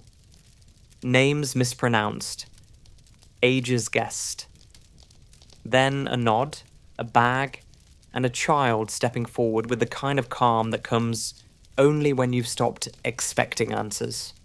The boy watched them go. He'd been there long enough to recognize the rhythm. The girls with their plaits brushed too tight. The boys with collars scrubbed raw the night before. All lined up like goods on a shelf, inspected, directed, dispatched. Some were sent to farms, they said, to help with animals, with fields, with heavy boots and early mornings. Others were taken in by households that needed a spare pair of hands and didn't ask too many questions. They weren't adopted, not in the way the word now implies. They were placed. Which is a polite way of saying given over. A child might be renamed. Might be told to forget the family they once had. Might be told it's better this way. One girl, Sarah, had refused. She was 10, sharp-eyed and stubborn. When they called her name, she simply shook her head and stepped back. They dragged her anyway, arms flailing, voice rising into something between a scream and a hymn. The next day, her name was crossed out in the register. Her bed filled by someone else by nightfall. The boy knew better than to resist, but he also knew how to avoid being chosen. He limped slightly when visitors came, coughed on purpose, stared too long and smiled too little. It worked. Most of the children who left were younger, easier to shape. He was nearly 12, already too tall, already too quiet, already a bit of trouble. Those who remained stayed close. They shared stories, bread, lies about where they'd end up when this was over. The orphan train came again, took 3 more. The wheels shrieked. The doors slammed. The building settled back into silence. Later that night, he stared out the window at the empty track, the smudge of smoke fading into the distance. He didn't know if he wanted to leave anymore, but he knew he didn't want to vanish. In the next chapter, we'll look at the children who were never placed, whose lives ended not with trains or records, but with a whisper, a cloth, and a quiet space behind the chapel. They didn't always bury them in coffins, not when there were too many, or when the parish money ran dry, or when the child hadn't been baptized. Which, in some places, meant they hadn't really existed at all. Sometimes, There was only a cloth. Sometimes not even that. The graveyard behind the poorhouse was little more than a field with uneven earth and wooden markers. The names carved crudely or not at all. Wind blew the weeds flat in winter. In summer, nettles grew tall enough to hide the stones. There were no flowers, no mourners, no hymns. The boy had passed that yard a dozen times, always quickly, always with his head down. He didn't like the way it felt, not frightening, just forgotten, like a story that had never been told properly. One day he saw a body carried out, a child, wrapped in something pale, carried by a man whose boots left deep prints in the frost. There was no one behind him, no family, no priest. The boy stopped walking, just for a moment. The gravedigger didn't notice, or pretended not to. The hole had already been dug. The child, whoever they were, lowered in gently. Not lovingly, but not carelessly either, just efficiently. The earth was replaced with rhythm. The grave flattened. The number hammered into a plank. The boy watched until it was done, then turned and walked home, unsure if he felt sad or simply heavy. He didn't speak of it. There was nothing to say. Children died all the time. From fever, from hunger, from cold, from a cough that turned into blood, from falling downstairs, from disappearing quietly in the night, lungs too small, rooms too damp, no one quick enough to catch the breath as it left. Sometimes they were missed, sometimes not. He remembered one girl, Rosie maybe, or Ruth, who used to hum when she ate. Like the sound helped the food go down. One day she stopped coming to meals. A week later, her bed was given to a boy with red hair and a bad stammer. No one asked. No one answered. There wasn't time to carry grief properly. It had to be folded small, tucked into corners between chores and curfews. The older children learned not to get too close. The younger ones still reached out, not realizing yet how much it could cost them. The boy never returned to the graveyard. But he remembered it. Not in nightmares. Just in quiet moments. When the wind pressed against the walls and someone coughed 3 times in the dark. In the next chapter, we'll shift ever so slightly toward the living. To the rare, fragile joys that flickered in corners. A doll, a joke, a moment of warmth that made no sense, but stayed. It wasn't all bleak, not always. Even in the dustiest corners of Edwardian childhood, between the coughs and the chores, the punishments and the prayers, something like laughter managed to survive. It didn't arrive grandly, no bursts of delight, no golden sunbeam moments, just a flash, here and there, a whispered joke, a game played with a button and a string, a doll made from rags and chalked with a smile. The boy once found a marble tucked into the pocket of his coat, smooth, blue, cold from the night air. He hadn't put it there, and no one claimed it. He kept it hidden for weeks, rolled it across the floor when no one was watching, let it catch the light from the fire, as if it might open and show him something better. Another time, a girl named Elsie mimicked the way Miss Turner walked, hands folded, lips pursed like she'd swallowed a wasp. And for the first time in days, a dozen children laughed out loud. Real laughter. That sharp, involuntary kind that makes your stomach twist. She was caught, of course, given a sharp smack across the knuckles and a day's silence. But even as she rubbed her hand, her mouth twitched with pride. The memory of making them laugh seemed to warm her more than soup ever had. There were other moments too. Sneaking a sugar lump from the pantry, hearing a song from a passing street musician, and humming it for hours, getting through a whole lesson without a single mistake. Once during a power cut, the candles ran out and the room filled with shadows. The older children told ghost stories. The younger ones listened wide-eyed, half afraid, half thrilled. The staff let it happen. Maybe they remembered too. Joy didn't last, but it left footprints. Faint ones. Like chalk on brick. Easily washed away, but still there for a while.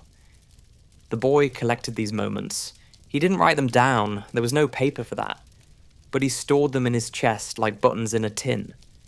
Something to rattle on the bad days, something to hold. Because even in a world built to wear you down, a single moment of laughter could remind you what it meant to feel something else. Not safe, not free, but human. In the next chapter, we'll enter winter. When breath turns to fog, blankets are thin, and the cold presses harder than poverty ever could. Winter didn't arrive politely. It came like a thief in the early dark, sliding under doors, biting at toes through boots long since split at the seams. It clung to walls, sank into bedsheets, froze the last of the washing stiff on the line, and left breath hanging in the air like little ghosts. There was no real heating, not in houses like theirs. Just a fire if there was coal, or wood if you were lucky, or old furniture if you were desperate. The hearth was the centre of everything, not just warmth, but hope. If it burned, they could stay upright. The boy had learned to sleep in layers. Shirt, jumper, coat, blanket, coat again. Sometimes his mother let him borrow her shawl, though she pretended she didn't notice he'd taken it. In the mornings, ice crept across the inside of the windows. He'd breathe against the glass and draw with his fingertip. Loops, shapes, letters, little faces. It was the closest he came to art. School didn't stop for Frost. They walked through it, boots crunching, faces red, breath puffing like tiny steam trains. The older ones carried smaller children across puddles too wide to jump. The girls wrapped their hands in sleeves. The boys rubbed snow into each other's hair until someone cried. Inside, the classrooms were worse. The ink froze in the pots. The teacher's lips went blue. Miss Turner wore gloves with the fingers cut off and shouted less, as if coldness softened even her. Children huddled. Not openly, no hugging. That was weakness. But coats touched, knees pressed, elbows overlapped. The body did what it could. Coughs deepened, ears turned raw, noses bled without warning. Some children simply stopped showing up. Too sick, too frozen, too far gone. No one asked after them. You never asked after ghosts. The boy held out. Not because he was strong, but because he'd learned how to keep moving, how to wrap his fingers in rags, how to breathe shallow when the wind cut too sharp. Sometimes, at night, he'd lie in bed and try to remember the warmth of summer, the way stone felt under bare feet, the smell of tar in the heat, the taste of river water on the tongue. But mostly, all he remembered was this: cold makes you quiet. It teaches you to stay still, to wait for light. In the next chapter, we'll meet the Chimney Boys. Too small to argue, too black to be seen, and climbing toward daylight that never quite belonged to them. They called it apprenticeship, as if it were a craft. Something noble, something chosen. But the Chimney Boys didn't learn a trade. They learned how to twist their bodies into spaces that weren't meant for bodies at all. Sammy was 7 when he first went up a flue. He was small for his age, which of course made him valuable. The master sweep was a man called Briggs, round-faced, red-eyed, hands always stained with soot and pipe ash. He didn't beat the boys unless they disobeyed, and disobedience included coughing too loudly, crying without permission, or getting stuck. Sammy's job was simple: climb. up the chimney, brush in hand, scrape the soot loose with arms stretched above his head. The walls pressed in from all sides. Sometimes they were warm. Sometimes they burned. The first time, he panicked. Halfway up, stuck between a bend and a brick, unable to move forward or back. He screamed, a thin, helpless sound that bounced off the walls and vanished before it reached anyone who cared. Briggs shouted from below, "Move or I'll light the fire." It wasn't an idle threat. It was how they were trained. Smoke made you move. Sammy did.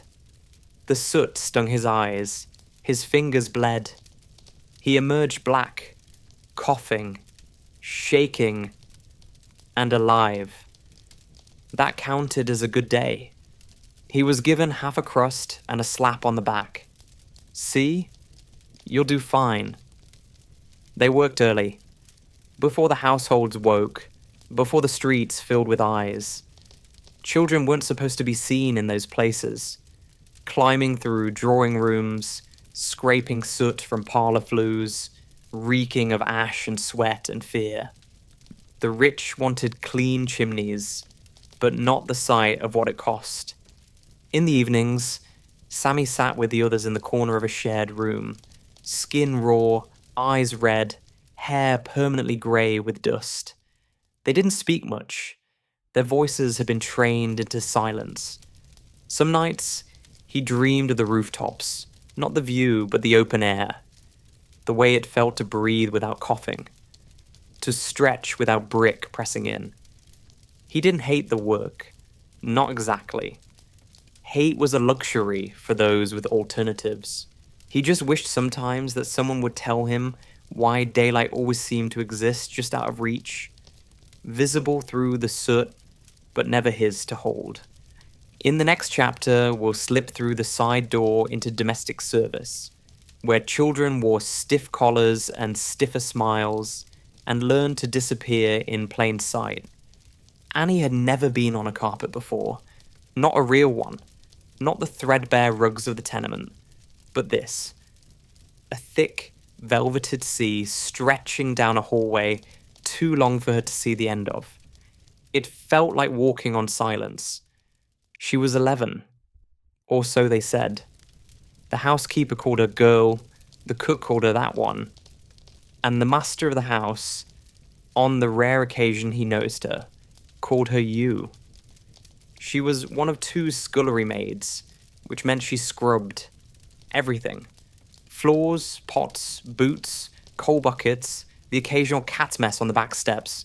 The scullery was dark and low-ceilinged, filled with steam, soap, shouting. There was never enough hot water, never enough time. She rose before dawn, before the fires were lit, before the bell that summoned the rest of the staff. Her hands were always chapped, her hair never quite dry. The nails on her left hand had gone soft from lie. She hid them. Rules were strict. Never speak unless spoken to. Never be seen upstairs unless carrying a tray. Never cry where anyone might witness it.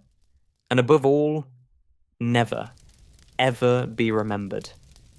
Annie learned quickly to move silently, to stand still with a teacup balanced on a tray as the lady of the house shouted about something no one could pronounce.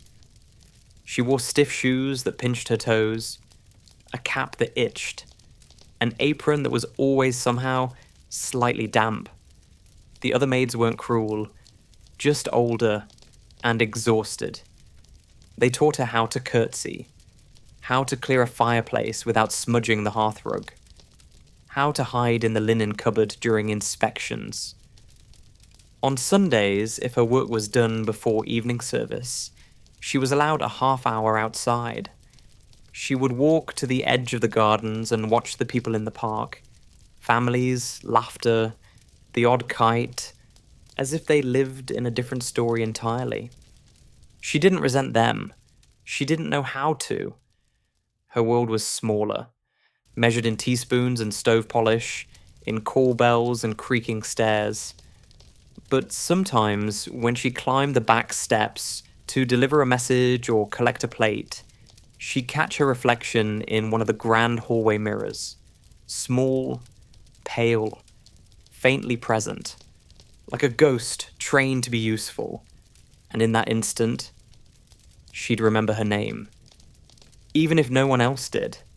In the next chapter, we'll peek behind the parlor curtain to the world of middle-class childhoods, where appearances mattered more than affection, and perfection was stitched into every pleat.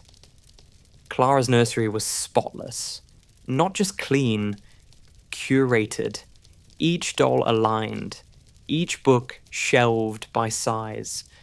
A rocking horse she was never allowed to ride stood proudly in the corner, like a piece of furniture that might whinny if you touched it wrong. She had dresses for every day of the week. Lace collars, pearl buttons, boots buffed to a shine that caught the afternoon sun, a governess who never smiled, a schedule tighter than her corset, breakfast at 8, copy work at 9, needlepoint, French, elocution, a supervised walk at precisely 3.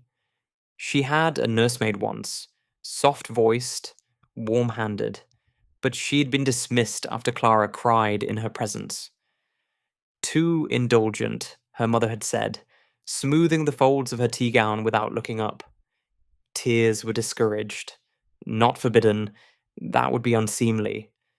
But they were to be reserved for funerals and appropriate tragedies. Clara learned early to weep into her pillow, silently, briefly. Her parents loved her, of course. They said so often, at arm's length, in notes passed to the governess, in Christmas gifts that arrived wrapped in silence. She was never hit, never starved, never shouted at.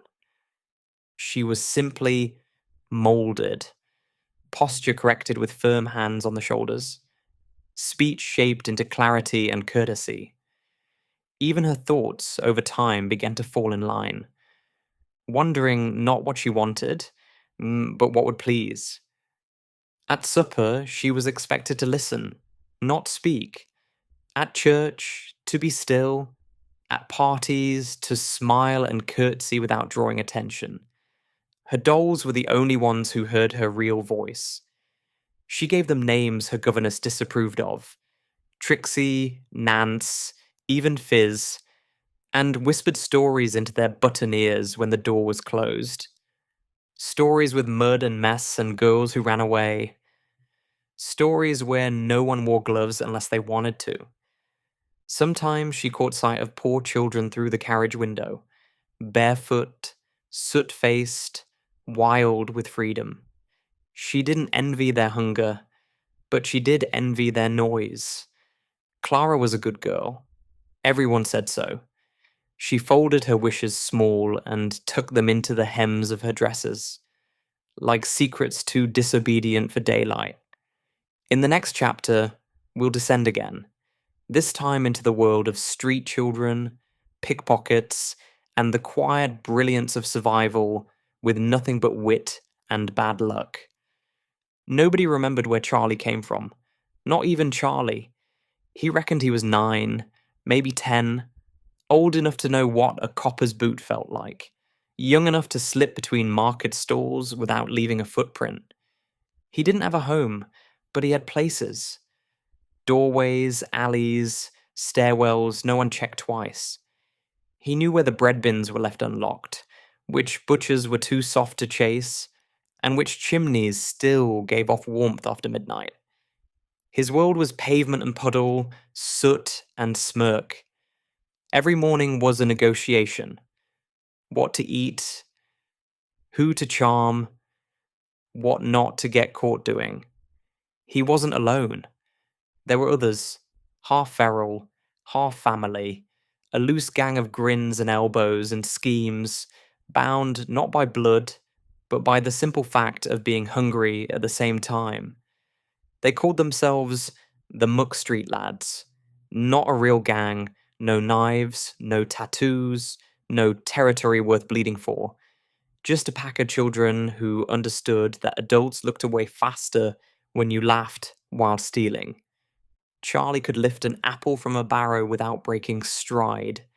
He could pinch a wallet, a pie, a silk handkerchief, though the latter were mostly useless unless you fancied trading it for a broken shoe or half a sausage. The constables knew him, by face, if not by name. He'd been cuffed, kicked, chased down Holborn, and once locked in a coal cellar for a full day. Didn't slow him much. He ran because he had to. Not for thrills, but because cold cobblestones felt better than cold cells. At night, if it was dry, they'd gather behind St. Mary's and share what they'd found. Crusts, fruit peel, bits of coin. Once, Charlie brought a candle. They burned it down to the stub just for the joy of watching it flicker. No one ever said poor. No one ever said orphan. They just were. Dirty faces, sharp tongues, eyes that saw too much too soon. But there was laughter too. Real laughter. The kind that comes when you're clever enough to survive another day with empty pockets and a full grin. Charlie didn't dream of being rich. He dreamed of being warm, of eating first, of not having to run. But until then, he'd stay quick, stay light, stay free, in the only way a child with no address can be. In the next chapter, we'll look at what happened when those children were caught, not by the law, but by charity, by reformers, by institutions with good intentions and iron beds. They meant well. Most of them did. The reformers came in starched collars and warm eyes, with pamphlets, promises, and a firm belief that children could be mended like broken clocks. They opened homes, not orphanages, they insisted, but institutions for moral uplift, or homes for the destitute young. The names varied. The walls were the same. Stone, tall, echoing. The children were bathed, clipped, sorted, their clothes replaced, their accents corrected, their playtime reduced to 20 minutes, supervised, with approved games and no running. They were taught to sit straight, to speak only when asked, to sew, to pray, to say thank you, even when they weren't sure what for. Charlie ended up in one such place. He didn't know how. One moment he was asleep behind a bakery. The next, he was in a hard bed under a crucifix, wearing someone else's shirt. The food was better. The rules were worse. He tried to be good. For a day. Maybe two. But his tongue itched. His feet wouldn't stay still. He missed the sky, the noise, the dangerous kind of freedom. When he spoke out of turn, they docked his supper. When he laughed during prayer, they made him kneel on dry peas. Still, he preferred it to the workhouse. Just. Some children stayed. Some even thrived. A few were placed with families, usually far from London, in cottages with gardens and expectations. But most faded, filed into ledgers, moved from place to place like mismatched furniture. The reformers kept records, spoke of progress, ticked boxes, and when a child ran back to the alleys, back to soot, back to the cold that didn't scold you for smiling, they called it failure. Not theirs, of course, the child's. By 1910, laws had changed. Fewer children worked in mines, factories were inspected, schools were free, in theory. But for the children who had lived the worst of it, there were no medals, no headlines, no endings, only stories, passed down, muddled, or lost, and the faint, persistent echo of a laugh from a chimney, a scullery, a hallway lined with velvet silence, because somehow they endured. Well, there you have it. A childhood served cold, with extra soot on top. No bedtime hugs, no storybooks, unless you count ledger entries and chimney soot as literature. If you've made it this far without coughing, crying, or becoming a child labor reformer, well done. You absolute legend.